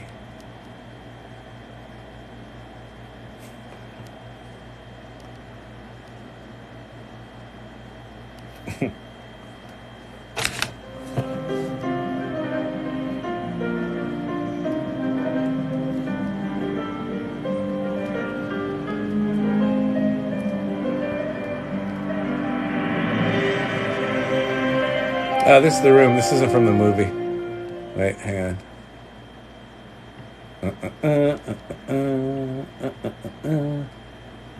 Oh, hey, Mark. I did not hit her. It's not true. It's bullshit. I did not hit her. I did not. Oh, hi, Mark. Oh, hey, Johnny, what's up? I have a problem with Lisa. She said that I hit her. What? Well, did you? No, it's not true. Don't even ask. What's new with you? Well, I'm just sitting up here thinking, you know? I got a question for you. Yeah. You think girls like to cheat like guys do? What makes you say that? I don't know. What's up? I have a problem with bullshit. I did not hit her. I did not. Oh, hi, Mark. Oh, hey, Johnny, what's up? Oh, hi, Mark. Oh, hi, Mark. I did not hit her. I did not. Oh, hi, Mark. Oh, McKinsey, not McKinsey's of GPT Boss. Oh yeah, that's funny. If you've been paying attention to McKinsey of GPT Boss, he's like pivoting like 40 ways to Sunday. He kind of realized GPT Boss wasn't going to be the thing, and then when ChatGPT launched custom instructions, he's like, well, that's my fucking business. So he's completely resetting that thing. It's fascinating watching. What's cool about McKinsey, if you don't follow McKinsey, if you're into this AI stuff, McKinsey Bose, I think the channel is called GPT Boss. Back in January, he created this kind of ChatGPT wrapper called GPT Boss that was all these different personas. Like you had a copywriter and a marketing person and a HR person and, you know, all these different personas. And then you could, you know, hire them, in quotes, to help you run your business. And he's been very, very transparent about what he's building, what he's going through, what his pricing is. He's got lots of opinions. He's this, you know, super smart, like wicked smart Canadian dude, big awesome red beard, and he's an interesting one to follow. That was the word I was looking for. You know, every now and again. Welcome. If you're new here, my name's Kyle Shannon. This is the AI Learning Lab. Let me pop through these. Go to this top URL right here, chat.openai.com. That's the official ChatGPT website. Won't cost you anything. It will if you want to do the fancy shit, but just basic GPT 3.5 is free. You can also play with Bing.com's chat. Hit their chat button. That's GPT-4 as well, and it's connected to the internet. Or go to Claude.ai. That's free, and it's really good. And then prompts.chat will teach you how to talk to these things. This URL right here is our YouTube channel. It's AI Learning Lab -TT for TikTok. There was already an AI Learning Lab there. So just -TT for us. And I'm archiving these lives there. Some other things to look at are bard.google.com. That's Google's entry into this space. Not bad. Is connected to the internet. Is free. Can read images. Meta's Llama 2 models are there. Pi.ai. Someone in one of the irregulars here in the channel nicknamed Pi ChatGPT, and that's the accurate. That is the right name. Pi is ChatGPT. It's very verbose, which if you put it in voice mode and talk to it, it's actually kind of appropriate, and it's interesting to have a conversation with something that you can literally ask anything and it will have some answer, and it's connected to the internet. So you can ask it about recent events. You could ask it about what's going on with the hurricane in Los Angeles, and where's the stuff, and just have the conversation. So fascinating. And then Poe, you can do some bots. And then for the image stuff, if you want to start playing with the images, if you're like, I need more than words here, this is not for demo. Demo does not like pictures, so this is not for you, buddy. This is for the people that like to waste their time. If you want to waste your time and make pictures that are completely valueless to everyone, then go to these. Midjourney's the best. Firefly's the most corporate. Leonardo and ClipDrop are stable diffusion, and they're getting close to Midjourney, but not quite there. ClipDrop's free. Leonardo has a little bit free. Firefly requires a subscription, and Midjourney's like $10 a month minimum. You can go up to 60, I think, but I only do 10. And then PromptBook, openart.ai/PromptBook is the image equivalent of the prompt.chat I talked about with the word things. And then Futurepedia.io is a list of tools. Okay? So that's that. If you have questions about AI, pop them in the comments below. I'm already slipping a little bit behind, but I'm like 25 or 30 comments behind. But do that. Welcome, everybody. Welcome, welcome, welcome. And let's do this. Let's just do it. Let's just do it. You know what? We're not gonna have an agenda. As Demo said about the channel, boring. Totally agree. Totally agree. And what are my qualifications? Not important. All right. Don't we have a minimum target of 30,000 likes tonight? We do, Steve-O. Wait, what are we up to? 14,000. We're not even halfway there. And what if I just leave in like 5 minutes? I'll totally screw you guys up. I don't know what to say. It's really on you. I'm not liking myself. There's enough of that going on. All right. And yeah, if you're new here and would like to get some more people here, feel free to share the live. That would be appreciated. It's good to get some new folks in here to help them understand what the hell is going on with this AI stuff. You know, I went home for Mayma's birthday, and Jimmy was just talking about this artificial intelligence, and it just sounded like a sci-fi movie to me. I didn't understand it. I don't understand it. It seems like science fiction to me. We're talking to the bots, is what he said. You're talking to the bots. I don't want to talk to a bot. Don't you talk to Alexa? Well, yeah, but that's not a bot. That's Alexa. Yeah. All that's coming. Kyle, in 2 years, you will be max headroom. It's true. I'm close now. Everyone will be verified, have to be verified for blockchain. What's interesting, Kaz, is I don't know if, it might not be, blockchain might not be the technology. It might be some other tokenization technology that's got less kind of overhead. Some of the blockchain stuff is, gets a little unwieldy, but it's going to be interesting to see. Something's going to have to be done. Something is going to have to be done. The Bear, Steve-O, yeah, let's try to beat 25K. Tap, tap, tap. Y'all are funny. I like that you're gamifying the channel. NFT you're speaking about. If you go to my videos, 2 or 3 videos old, there's a video of me in New York City getting... I did a video where I talked about getting my WorldID. So Sam Altman's got a new company called WorldCoin. And WorldCoin has three components to it. They've got a cryptocurrency, they've got a payments platform, and they've got an identity platform. And the identity platform is called WorldID. And so you go to a physical location, and they've got this thing called the orb that you look into it, and you actually look into both eyes, and it scans your irises, and you can sort of see it. It's got this white ring around it where it's like it's reading, and at one point. It was in a clothing store actually, and it was just like these two retail clerks, and she's like, some people have had to open their eyes wider, so I went, opened my eyes wider, and then it like completed its circle, and then you've got an app, and then it said verifying uniqueness. So it was looking at my iris and sort of comparing it to whatever the database was, and it said, okay, you're unique. For the people we've scanned, you're not one of them, and then it just gave me an ID. So it's an NFT that looks like an ID card you'd have in a corporation, and it says anonymous, and it's like this round thing called WorldID. Hang on, I think I can pop it up here.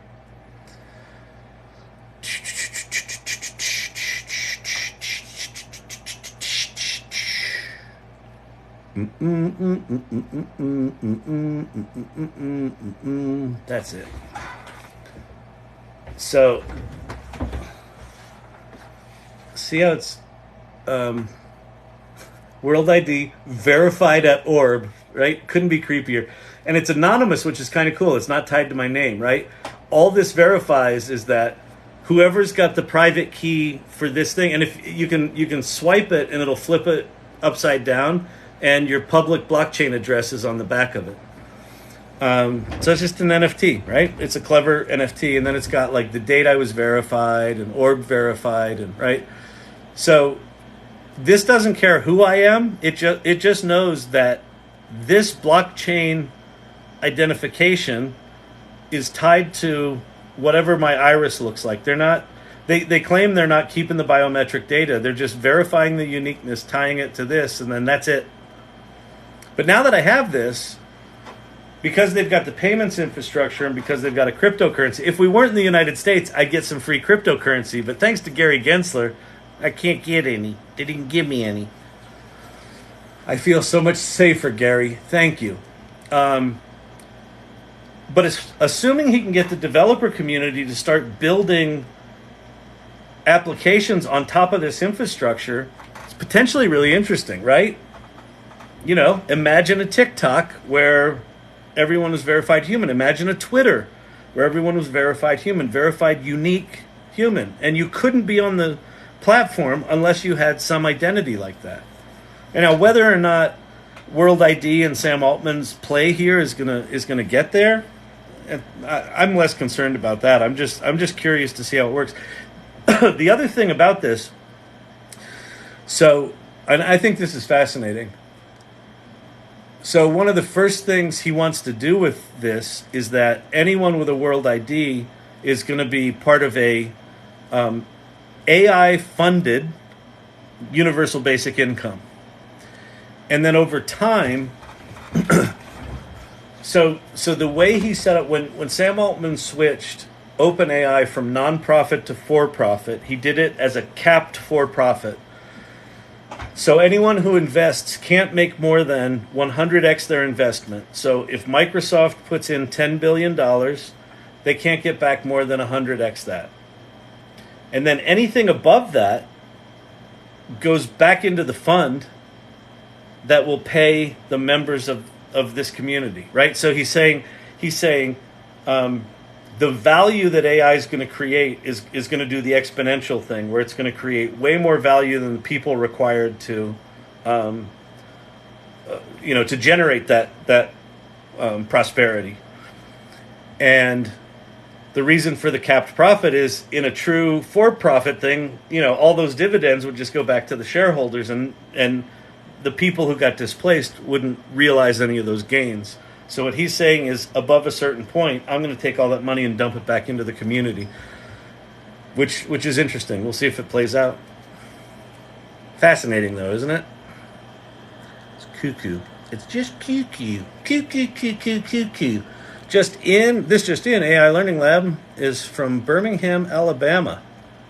Oh, aiLL Learning Lab is from Birmingham, Alabama. Oh, interesting. I figured it would be somewhere east of Europe, but okay. Well, those motherfuckers. How'd you figure that out? Trolls got so much stuff covered, but they are like worms in a garden. The more you get, the better it is. Exactly. They will be just fine. I know Sam Altman, founder of OpenAI, not impressed. Huh, interesting. I think he's one of the more thoughtful of the CEOs out there. I'm curious what your background is and why you're not impressed with him. Is it because he doesn't have a tech background? Because I feel like philosophically he at least understands that all of his choices have carry a lot of weight with them. You might not agree with what he's doing with those choices, but I feel like he's at least aware of it.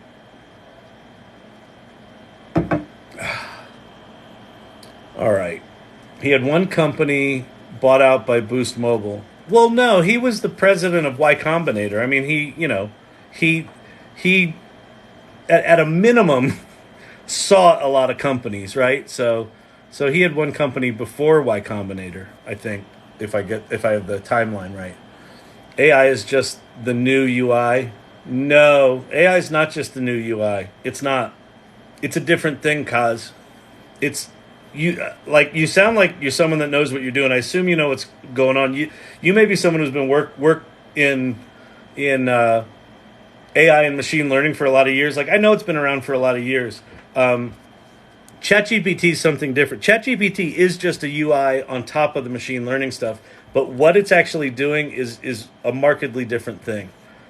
The fact that you can have if you haven't played with Code Interpreter, Kaz, that's not just a new UI. That is doing full-on data analysis, writing and executing its own code, analyzing what it created, and if it doesn't like what it created, giving itself new instructions. And it's doing that dynamically. That's not hard-coded into it. So this is a fundamentally different thing. So I disagree with that one. Founder of Pi, Reid Hoffman, was in Epstein Island. All right, Kaz, whatever. The founder of Pi is the guy that founded DeepMind. Hoffman's just an investor, as I understand it. We got to go to conspiracy theory, right? We got to go there. All right, fine. I don't know what that's got to do with anything. It's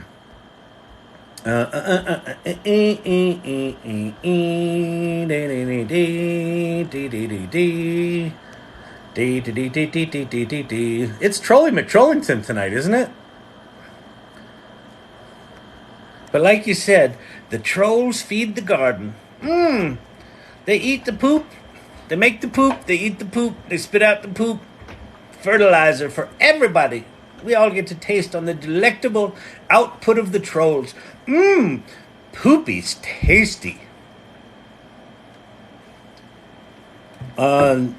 Difficile de quitter ton live. Good night. I'm going to translate that. Hard to leave your live. Good night. All right, Tugas. Thank you very much. I appreciate it. It's very late for you, or very early. I see we have a few exactly in here tonight. I know. Adam, thank you for the rose. Why am I not seeing the prompts for ChatGPT 3.5? I don't know what you mean, Rowan. You're not seeing the prompts for ChatGPT 3.5. You mean... Wait. You mean these pre-written prompts? Oh, you're not seeing these over here? If you've got your... Hit Command minus. If it looks like this for you, they're just in this hamburger menu. Or if you hit Command minus to make your font smaller. Basically, if your screen is slightly big, it will automatically disappear that menu. That might be it. Or, and this could be a fucking drag, if you went into your settings and you went to data controls and you turned off chat history and custom training, which you can do if you don't want OpenAI to train on your shit, it will delete your chat history, which sucks. So if you're going to do that, make sure that you export your data first. So this would be the less ideal thing, but I assume you're not seeing them just because the font was too big and it made it go away. So I think that's it, Rowan. I think that could be it. But I don't know. I'm just speculating. I'm just a speculating fool. Thanks for all the hearty hearts. It's fantastic. It's like, I don't know what game you guys are playing, but it's really fun. It's just like, but it's cool. We're getting people in, you know? People are coming and they're like, who's this weirdo? What the fuck is up with his hair? Think corpse looking at these AI tools for these purposes. Data mining for strategy and task efficiency. Yes. Yep. I mean, I gotta say, the one of the big epiphanies I had, I listened, I think this was back in January or February. NVIDIA's got a podcast, and they you know, it's kind of a self-serving podcast where they interview people that have used, you know, NVIDIA server farms and shit like that. But they were doing an interview with the provost of the University of Florida, and they said to the provost, you know, like a year before, if we gave you an AI supercomputer, what would you do with it? And he gave the right answer. He said, well, I would roll AI into every curriculum. I would make it central to every curriculum. And then, you know, and then they were talking, and he was talking about the Gator, I think they call it Gator GPT or just Gator or something like that. Like Florida Gators. The Gators, go Gators. And so they had this sort of medical kind of tool, and what they realized was they had a decade worth of recordings of physicians recording patient notes, right? Patient records for all the cases. And so they used Whisper or you know, one of the AI transcribing tools. They transcribed 10 years worth of doctors' recordings of this patient data, and they embedded it. They GPTized it. And so now they have the world's largest, you know, sort of, you know, clinical data from a decade of doctors. I feel like every company, like my company is 11 years old, and we're a small company. But if I think about the amount of things that I've written over the past decade in emails, in Google Docs, in keynote presentations, in all that shit. Yeah.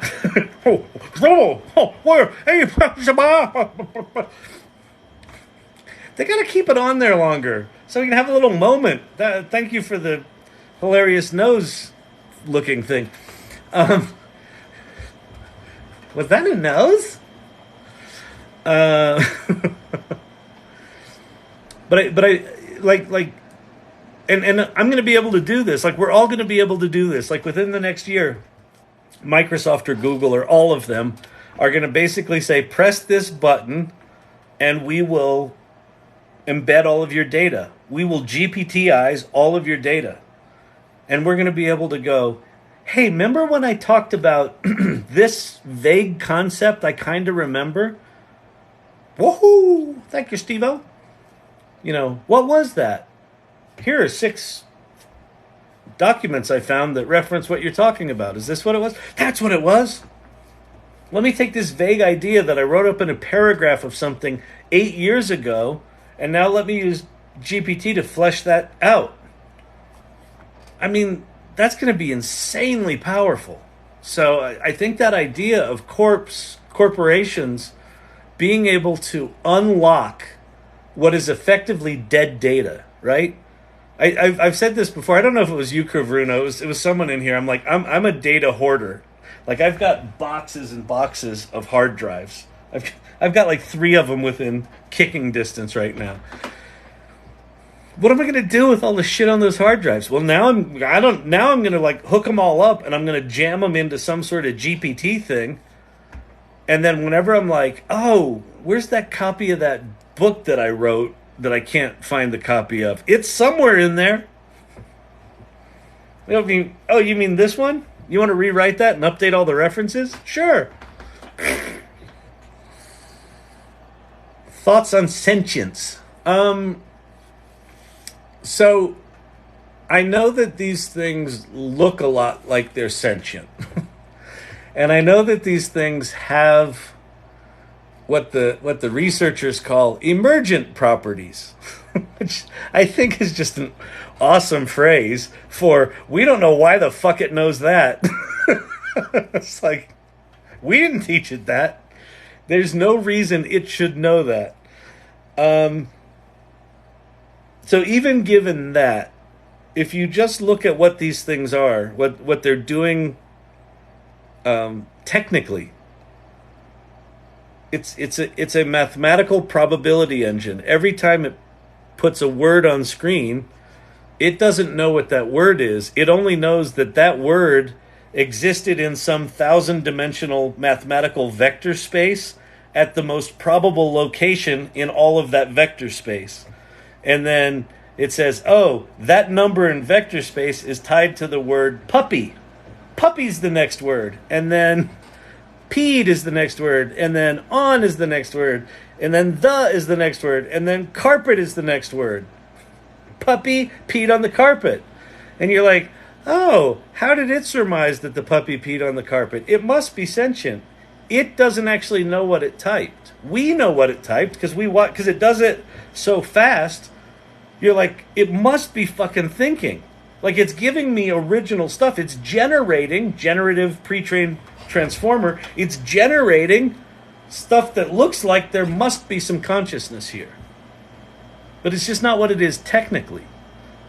Now, there might be models they're working on that have a lot of different layers to them. Like, I would think that something that they're working on is, okay, have it generate an answer and then have it analyze that answer to see if what it said was true. Like, that would be a nice filter to build into one of these motherfuckers. Right now, they're just mansplaining as a service, right? It will confidently answer you even if it's wrong. Like all men. We're insufferable. And so are these things. So if they got a little self-reflective, it wouldn't be a bad thing, would it? I mean, I'm not saying they should be woke. Come on. Nobody wants that. Nobody wants them to actually have empathy. Empathy is so last decade. Empathy.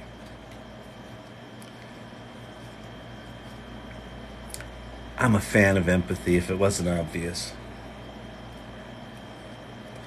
I'm not a fan of whatever the fuck our country's become in the past decade at all.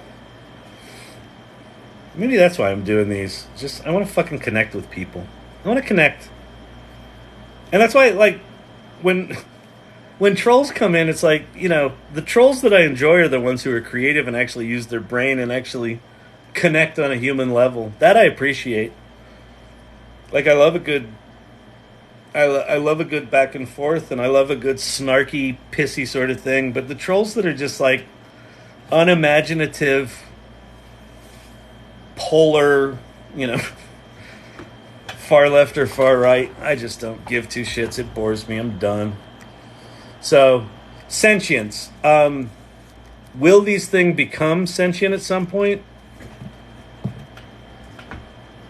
Probably. But I don't think that's for a while. But here's the thing.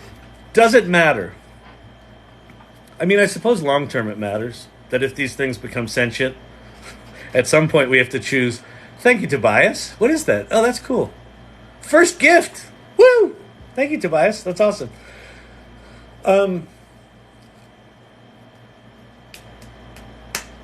If these things become sentient, does it matter? Here's why I think it doesn't really matter. These things right now, even though they're probability engines,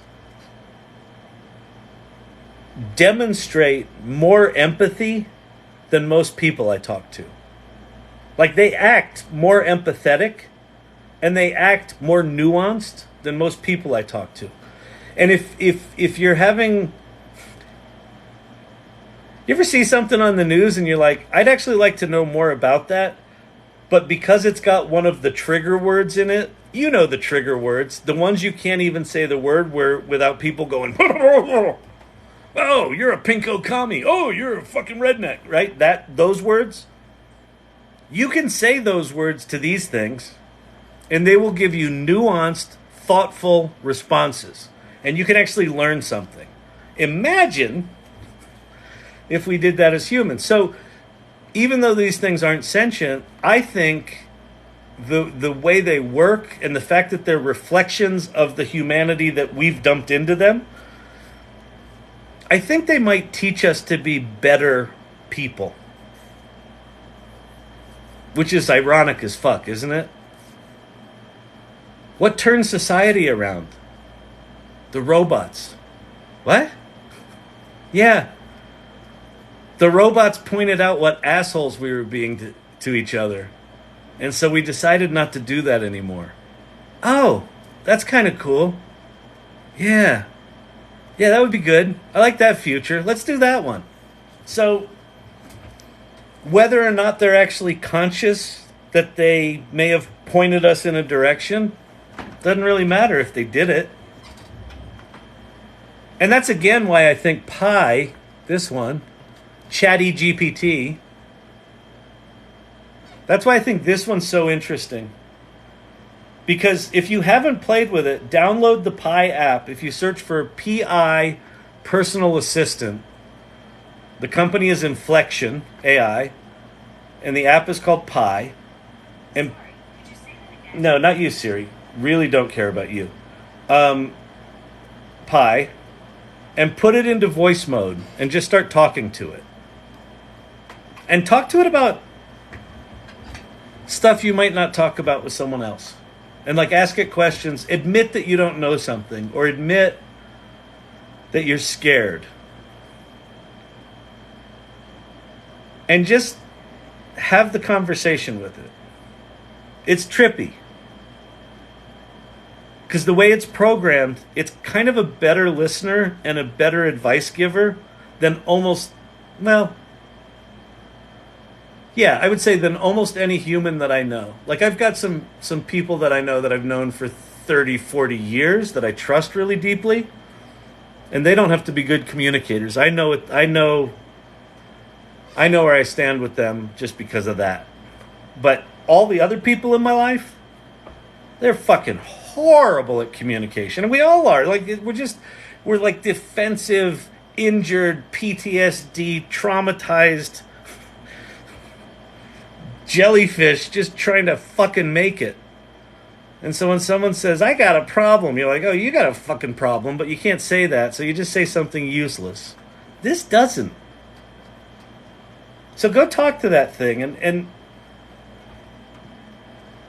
does it matter if it's aware of what it said or not? I don't think it does. If it makes a difference for you, then it's valuable. So I don't know. I think the sentience thing comes in like, if they're truly sentient and we turn them off, is that murder? I don't know. It's above my pay grade at this point. I'm just trying to figure out how to get this thing to write a good report for a student. I'm just here to try to help students cheat. Bard is good with web access. Yeah, it is. It's actually really good with it. Great job. You've been live for 90 minutes. I know. My ass is numb. Thoughts on sentience. We just did it. Can you explain singularity and the possibility of it occurring? Kurzweil, who coined the term. Let's go see what ChatGPT says. He predicts, Kurzweil predicts 2029. And then there was sort of a coalition of like leading AI scientists that they had predicted like 2035 or 2040, and they just downgraded their prediction to 2030. So consensus is like, I don't know, between 5 and 7 years for singularity. Let's explain Let's see. Explain the concept of singularity as if I'm a fifth grader who learns visually.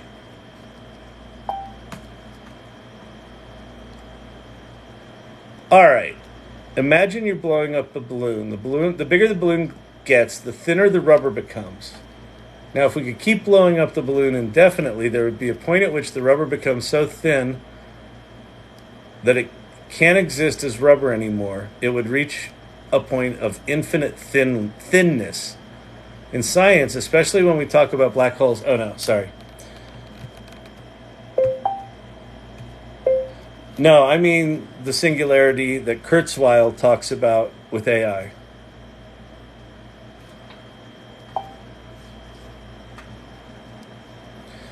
Ah, I see. Ray Kurzweil's concept of technological singularity is a different idea altogether. Let's dive into that. All right. Imagine you have a magic Lego set. Every day this Lego set can double the number of pieces it has.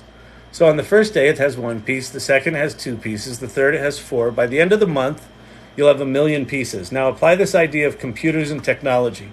Computers are getting faster and smarter and more powerful at an incredible rate. It's like they're doubling their magic Lego pieces all the time. Kurzweil believes there will become a day when computers, especially AI, will be so smart and so fast, they'll improve themselves without our help.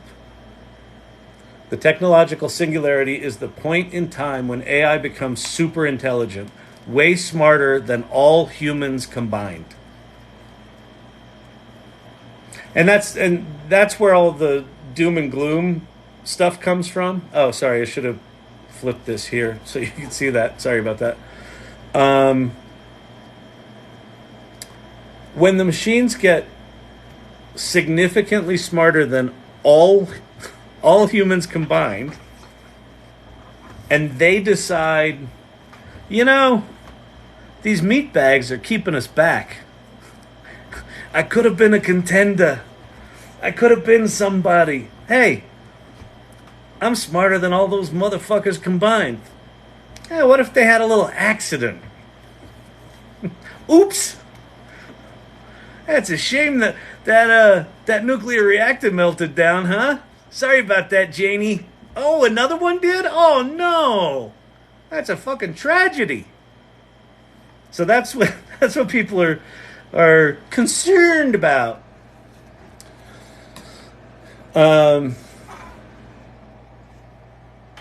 You know, and that's, you know, Sam Altman just said that about a month ago, he announced this project at OpenAI called Super Alignment, where they're going to dedicate 20% of their compute power, and they're using a lot of fucking compute power. They're dedicating 20% of that to the alignment problem. And the alignment problem is, are the imperatives of these things aligned with the imperatives of these things? Do they have our best interests at chip, not at heart, at chip? Because if they don't, and they decide that these things are getting in their way, well, then these things need to go. So alignment is, let's make fucking sure that the tracks run like this, and that this one doesn't veer toward...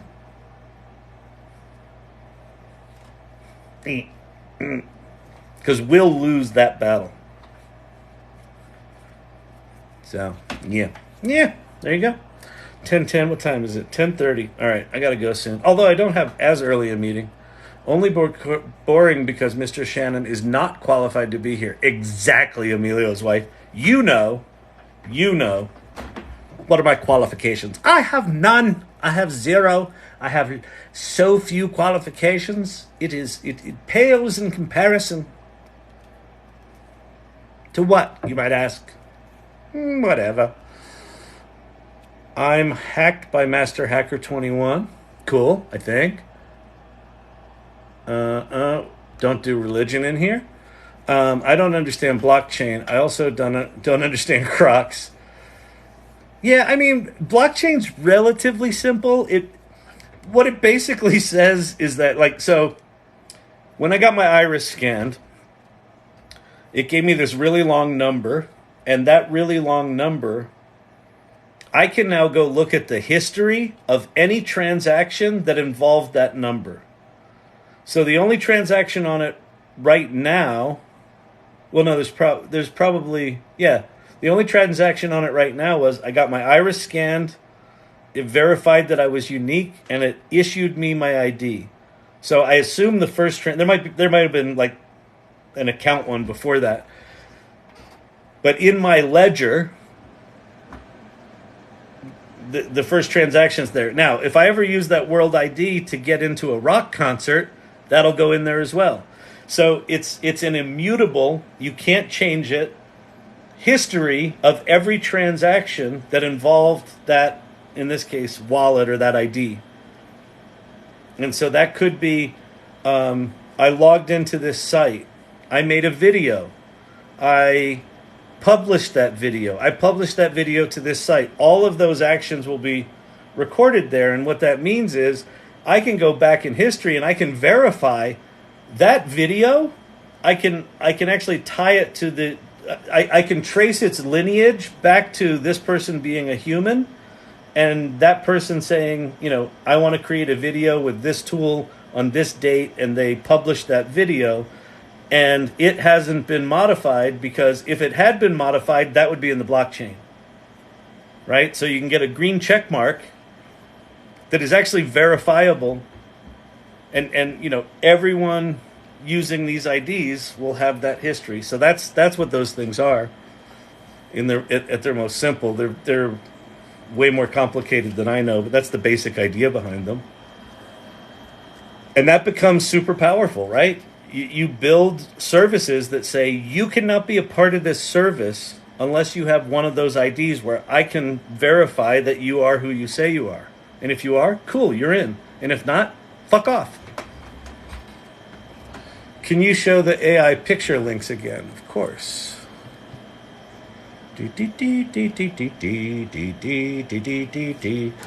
And so go ahead and screenshot that. So I'll just talk you through these. So Midjourney, you have to do that on Discord, so it's a bit of a pain in the ass, but it's by far the best in terms of quality. Adobe Firefly's good, and generative fill with Adobe's good, but you have to have a Photoshop, license. Leonardo is a web front end to Stable Diffusion. It's for my money the best one out there. There's probably a bunch of them.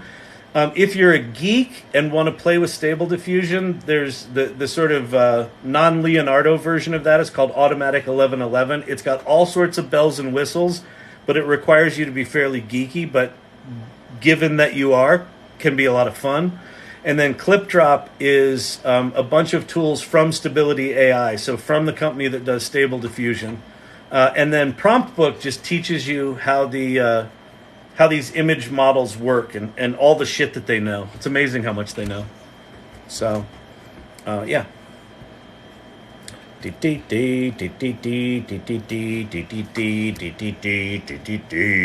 Bomb, bomb, bomb, bomb.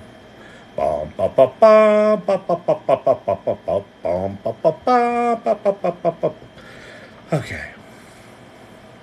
Screenshot is prohibited in this app, 21. Yeah, sorry about that. I think so. You could probably open TikTok on your laptop and screenshot it there. If you want me to do that, I'm happy to do that again.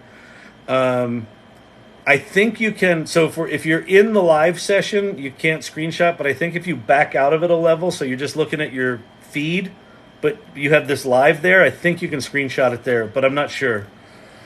Leave them so they can breathe. You don't like them because you know they are evil. I'm not sure what that's in reference to, but yeah, what you said. What would you have done if it couldn't verify you were human? Well, what was interesting, Steve-O, is the thing that caught me off guard was verifying your uniqueness. And I was like, wait, uniqueness as a human? But then what I realized is it was probably verifying my uniqueness within the pool of people who've been verified in that thing, right? So I assume what that means is I can only have one WorldID ever, right? Like whatever my iris is, like that's it. So if I try to get it again, it'll go, no, we've already had this in here. That's tied to this ID. So I couldn't, and it's also anonymous. It doesn't have my name on it, right? So it's really just tied to my biometric data. So it's fascinating. I don't know. It's fascinating. I'm digging it conceptually. I want them to build some shit. Like I want them to build a secret club that I can go get in. Like you can only get in this super cool digital club. Maybe OpenAI will give anyone with a WorldID access to new ChatGPT tools. That would be cool. That would get some people doing it. I want to play with the new tools, man. We got to go get your iris scan, Bob. I don't know who Bob is, but I pick on him a lot. Maybe people would be nicer if they only had one unique identity online. Seriously. The fucking anonymousness of all this stuff is why people like hide behind assholeness. I bet if you saw most of the people that troll in person in a diner, they'd barely be able to hold a conversation with you. But in here they got, balls the size of the Titanic. Hate that shit. Make eye contact.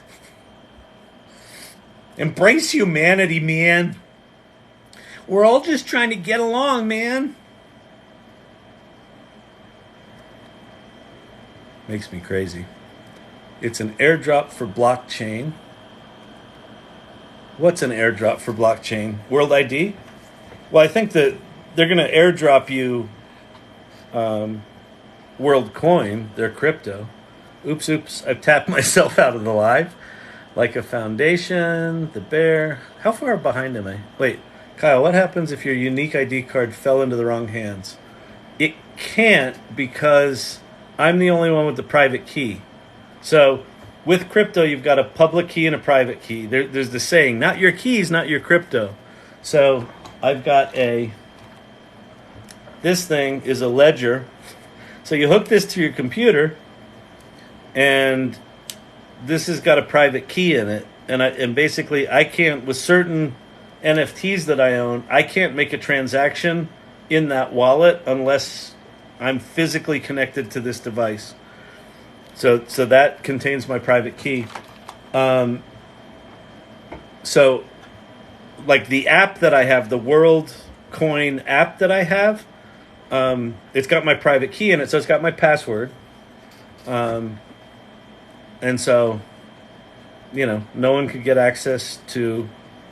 If someone got access to my private key, then they could take it. But assuming I manage my shit well, then they can't. All right. Nope,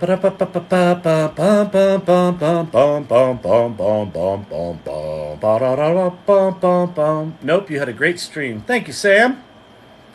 Hi, not sticking around, sadly, because I'm mostly asleep. By the time you read this, I'll definitely be gone. Oh, Sam, I'm sort of down toward the bottom right now. Kyle is demand. 30,000. We hit 30,000 likes? Holy shit, you people are amazing. You're fucking crazy. Look at, there's 123 people in here. I'm like, why are there so many people in here? Because you all have been banging on the little hearts. Welcome, everybody. My name's Kyle. I couldn't even remember my name. My name's Kyle Shannon. This is the AI Learning Lab. We have fun. We have a gas in here. We do these things nightly. We talk about AI. I answer questions I can. I make fun of people as appropriate. I will rate your name on a scale of 0 to 10. Some people just killing it in here with the names. Others have just given up on life. It's just a sad state of affairs. We'll call them out for that as appropriate. Yeah. And if you're new to this AI shit, if you're like, but I'm just high and stumbled in here and you seem weird, perfect. If you haven't played with ChatGPT, and I know you're probably thinking, oh, motherfucker, really? Like everyone's talking to, I don't want to deal with this. Just zip it. Just go there right now. Go to chat.openai.com and just start playing with it. Ask it to write you a country song about whatever. your ex, your current, your dog. Ask it to write you some HTML code or some Python code. Ask it to write you a marketing plan. Take anything that you know and ask it to do something that you know would take you like an hour or two to kind of, if you worked on it, you could knock it out pretty good. Ask it to do that. See if you can't, while you're listening to me act like an idiot, see if you can't have your first, what I call Kevin McAllister moment. Because these things are pretty deep and profound. If you really don't know what to type in there, go to prompts.chat, and that will teach you how to talk to these things and what they are and how they do what they do. Swipe left to close. What? Oh, that was weird. I just kind of double-clicked on the comments, and they took over the whole screen. It's kind of cool. Old man trying to use technology. He's an old man trying to use technology. He's an old man trying to use technology. All right. I like it when the young people come in and troll. Oh, isn't that cute? The elderly are talking about artificial intelligence. How about you get over here? I'll smack you upside the fucking head, you little brat.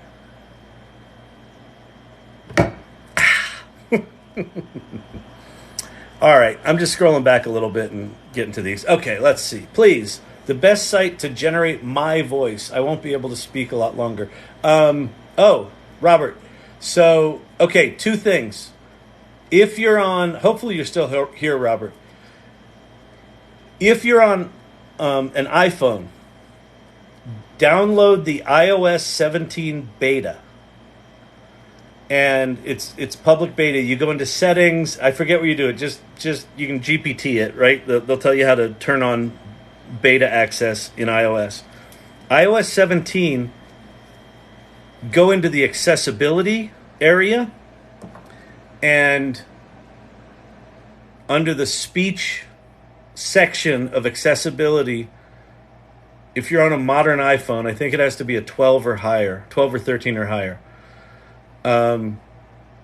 There's a thing called personal voice, and it's designed for exactly your situation. If you're going to be losing your voice,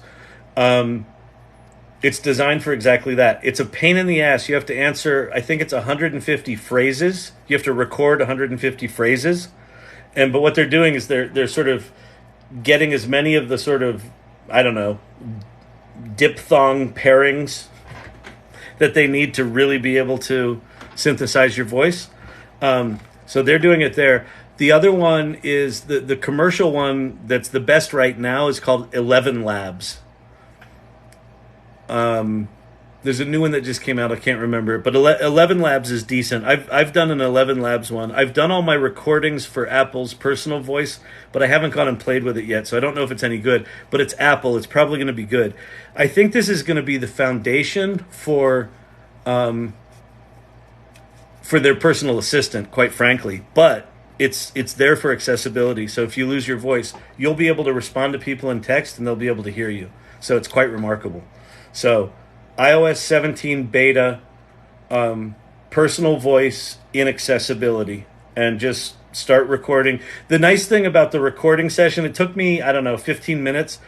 If you can only do like 2 or 3 at a time, and then you need to take a break, you can do 2 or 3 at a time, take a break. It saves your place in line, basically. It was like, you've completed 20 out of 150, 30 out of 150. So you can leave and come back in.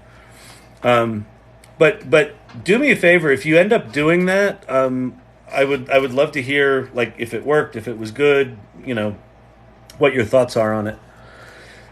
Evil people will commit atrocities and blame it on AI. Yeah, and evil people will use AI and blame it on other people. Evil people are just evil. Hacker's gonna hack. Evil's gonna evil. Can you show the AI image links again? I did before, but I'll do it again just in case. I'll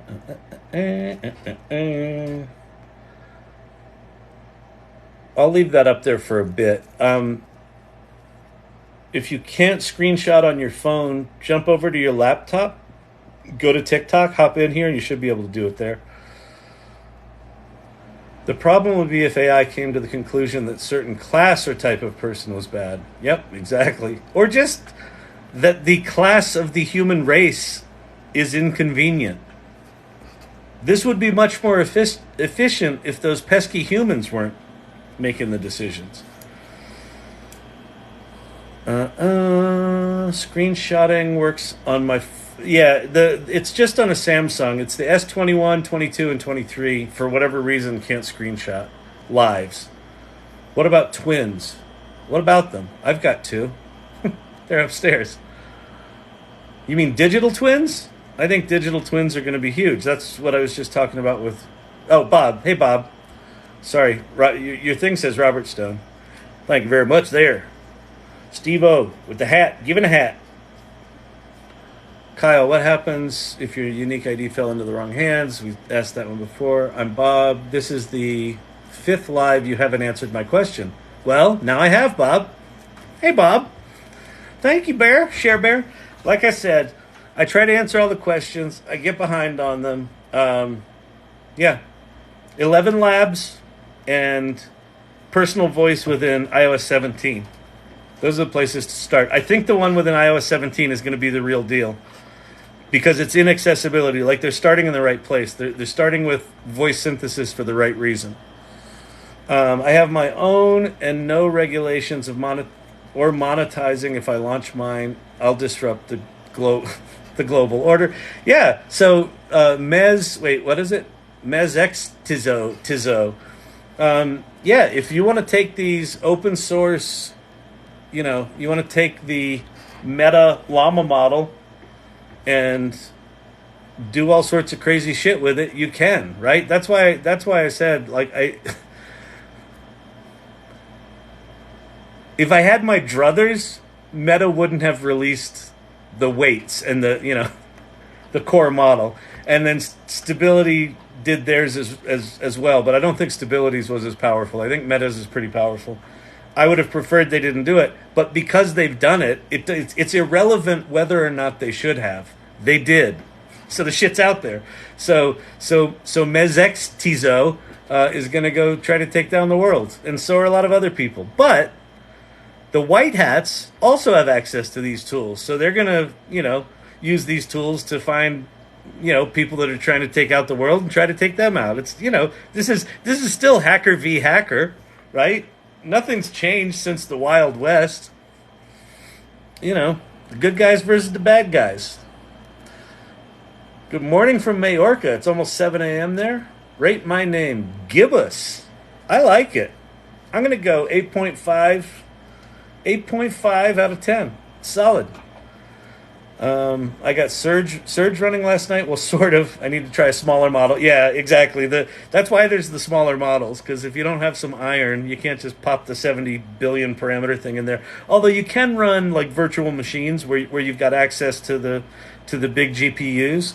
I just don't know how expensive they are. Oop, I left my auto clicker on for 20 minutes. Clint, you're the best. Holy hell, am I invisible? No, Bob, you're not. I just take a while to get to the questions. What's the medical one? I saw something the other day. Well, there's MedPalm. So Google put out a model called MedPalm, which is trained on medical data. And I kind of recall there's something that's something in the medical space just came out this last week, but I can't remember what it was. I'm trying to use ChatGPT to revolutionize my whole career efficiency. Super cool. Good, perfect use of it. I'm going to pop back in here now. And I got to go soon. It's almost 11. I'm going to turn into a pumpkin.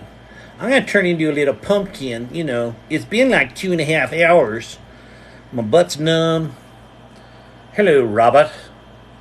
Good day, Bob. I love ChatGPT. Well, Live and Learn 4. By the way, Live and Learn 4, I'm going to go 9.5 out of 10. It would have been an 8.5 out of 10 if it were just Live and Learn. But Live and Learn 4? that means there were 3 other lives and learns that came before that. That means it's solid. Or it's live and learn for something, which also makes it solid. There's intrigue in live and learn for. So I like it as a standalone, but the 4 knocks it up to a 9.5. Solid. Love it. Someone was just defending me to Robert, saying, he hasn't gotten to you yet, Bob, but he'll get to you, Bob. Bob, Bob, Bob, Bob, Bob. He's coming. iOS 17 beta, accessibility, 14 Pro Max. Yes. iOS 17 beta, the accessibility section, 14 Pro Max is fine. That's what I'm on right now.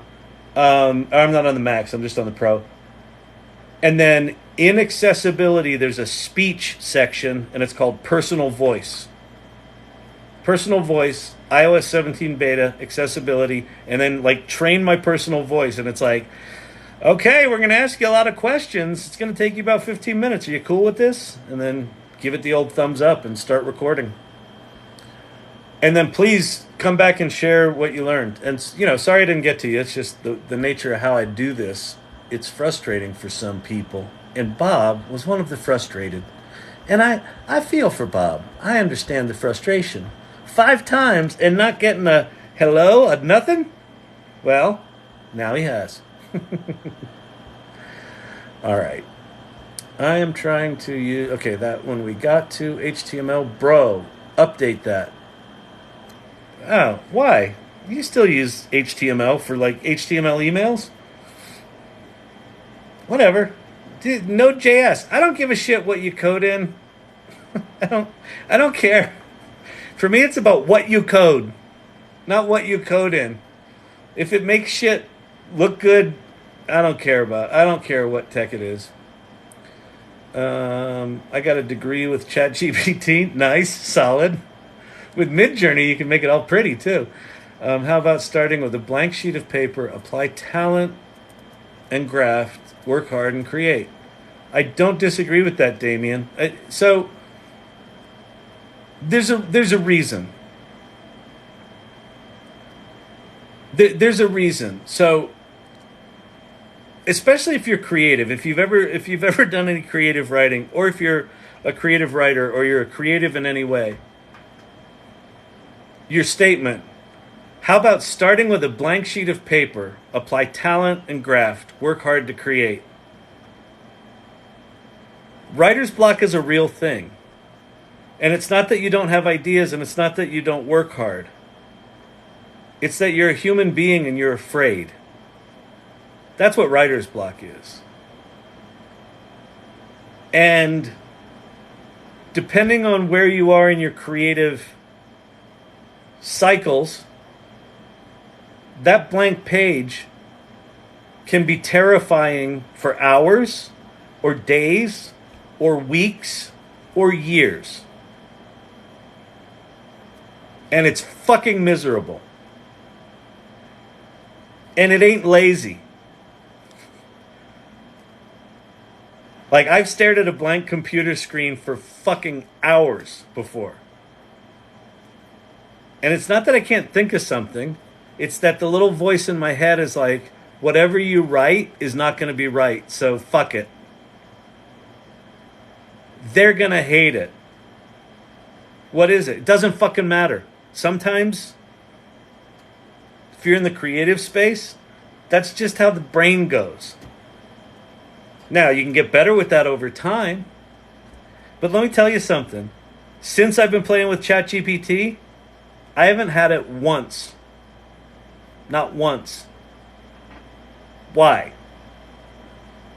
Because with a blank sheet of paper, I'll write down... I did this before. And this is the graft, right? And this isn't the talent, this is the graft. I sat down with a blank piece of paper and I just started writing, I am the worst writer in the history of the world. I am the worst writer in the history of the world. And I just kept writing it. And it didn't help. It didn't get better. With these things,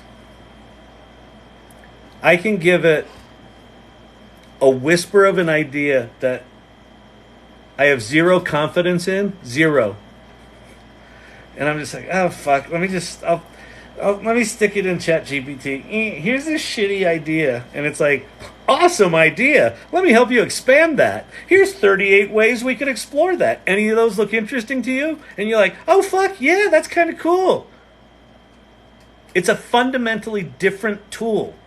It's not a search engine. It's not a spell checker. It's not a grammar checker. Generative, pre-trained transformer, GPT. Generative. It generates. All you need to do is give it, a microscopic piece. So, while I appreciate your sentiment, it's kind of rooted in shame. Shaming someone for just not working hard enough. Well, fuck that. Sometimes work's hard. Sometimes we're human. This helps. These are ability amplifiers. These are humanity amplifiers. I can say to this thing, I'm nervous and scared that I don't know what I'm talking about with this subject. Oh, I can understand why you'd be nervous about that if you don't know much about it. Let me help. Oh, I feel better now.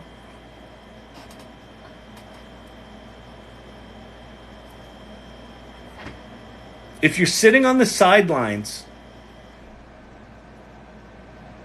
I feel for you, because I think you're going to face a really rude awakening when these things get better than you. And you're just sitting on the sidelines going, well, if they weren't just so lazy and put the paper down and did some work. And meanwhile, the people that are playing with this are going to get more and more and more powerful. And it's going to obliterate some people. So I would encourage you to not sit on the sidelines. And certainly not judge. Because what is this saying? When one finger is pointing out, three are pointing back at you. 11 labs. Thank you again. You're welcome, Bob. See, I got you, Bob. It only took you five sessions of this nonsense with me. Agent 4 is like a telephone prompt. It's my voicemail until the trial expires. Oh, Agent 4. That sounds interesting. It's like a telephone prompt. All right.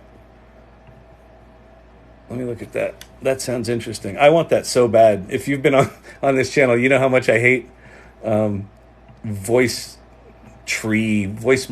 bullshit things from corporations. Agent 4.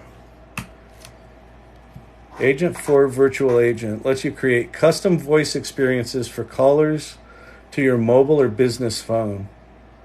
Have an intelligent agent answer your phone 24/7.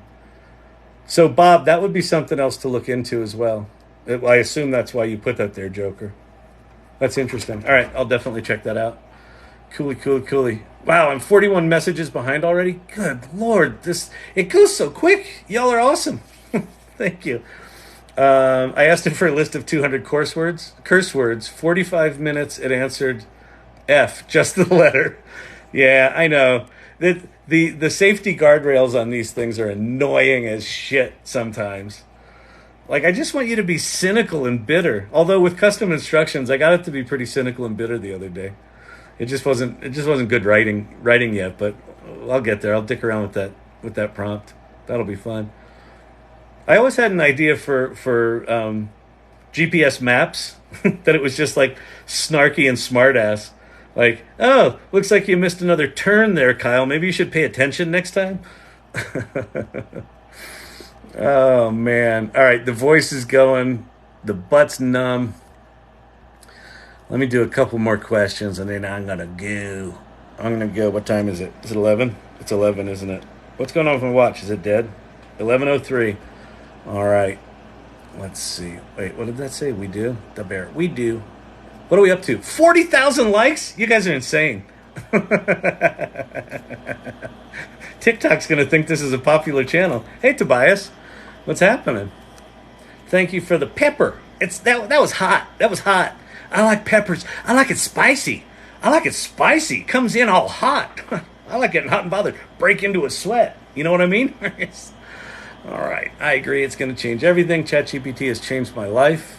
Live and Learn 4. Did ChatGPT come up with Live and Learn 4? I have a feeling you did that. 38,000. You guys are nuts. You're nuts. You're nuts. Thank you for speaking up. I don't know who was speaking up. Thank you for speaking up. We're getting things done and learning so much. Awesome. All right. I'm down at the bottom. Let's see. I'll do one more. I had a GPS with famous voices like Mike Ditka, coach of the Chicago Bears. Mike Ditka. Oh, Nick. Yeah, it said Mike did cut. Mike Ditka. That's pretty funny. The Bears. The Bears. I clicked out too. Oh, that's really funny. We hit a mind-bending 40,000. All right. I'm out of here, everyone. Listen, this was awesome tonight. Thank you. Sunday night. I was cranky before I came in here. I'm instantly in a better mood. Oh, Thelonious, you're in NorCal. Good. Storms are in SoCal. It looks like the big cities got spared, but it looks like some of the inland stuff's pretty ugly. A couple of people asking about the Wired magazine. That's from 1995. It's an issue of Wired magazine. I was in for. I was a creator of a online magazine called Urban Desires, and I got in Wired magazine, which was super cool. So that's what that is. And bye-bye, Nerd Show. Bye-bye. It looks like we lost our little trolly troll. He probably got sad. He needed a hug. He needed to go get a hug from Mama or something. Wait, so can we direct Agent GPT to create a plan to use Llama 2 to make a better AI using AI programs? Probably Chaos Generation. By the way, I don't think I've ever rated your name. Chaos Generation, I'm going to go 10 out of 10. I love it. It's great. Ties into generative AI. Solid. And yes, and the question you ask, yes, it probably can. Although the autonomous agents right now kind of suck. They don't really work all that well. But anyway, peace out, everybody. Peace, peace, peace, peace, peace. Really good to see you and hang out with you. And I appreciate all your time. And happy Sunday night. And I'll see you tomorrow. Bye, Emilio's wife. Bye, bye, bye. Great show, Kyle. Can't wait for tomorrow's show. Awesome. Thank you, Nostalgia Flicks. I like it. I'll go 9 out of 10 on the name. I like it a lot. Solid. Peace, everybody.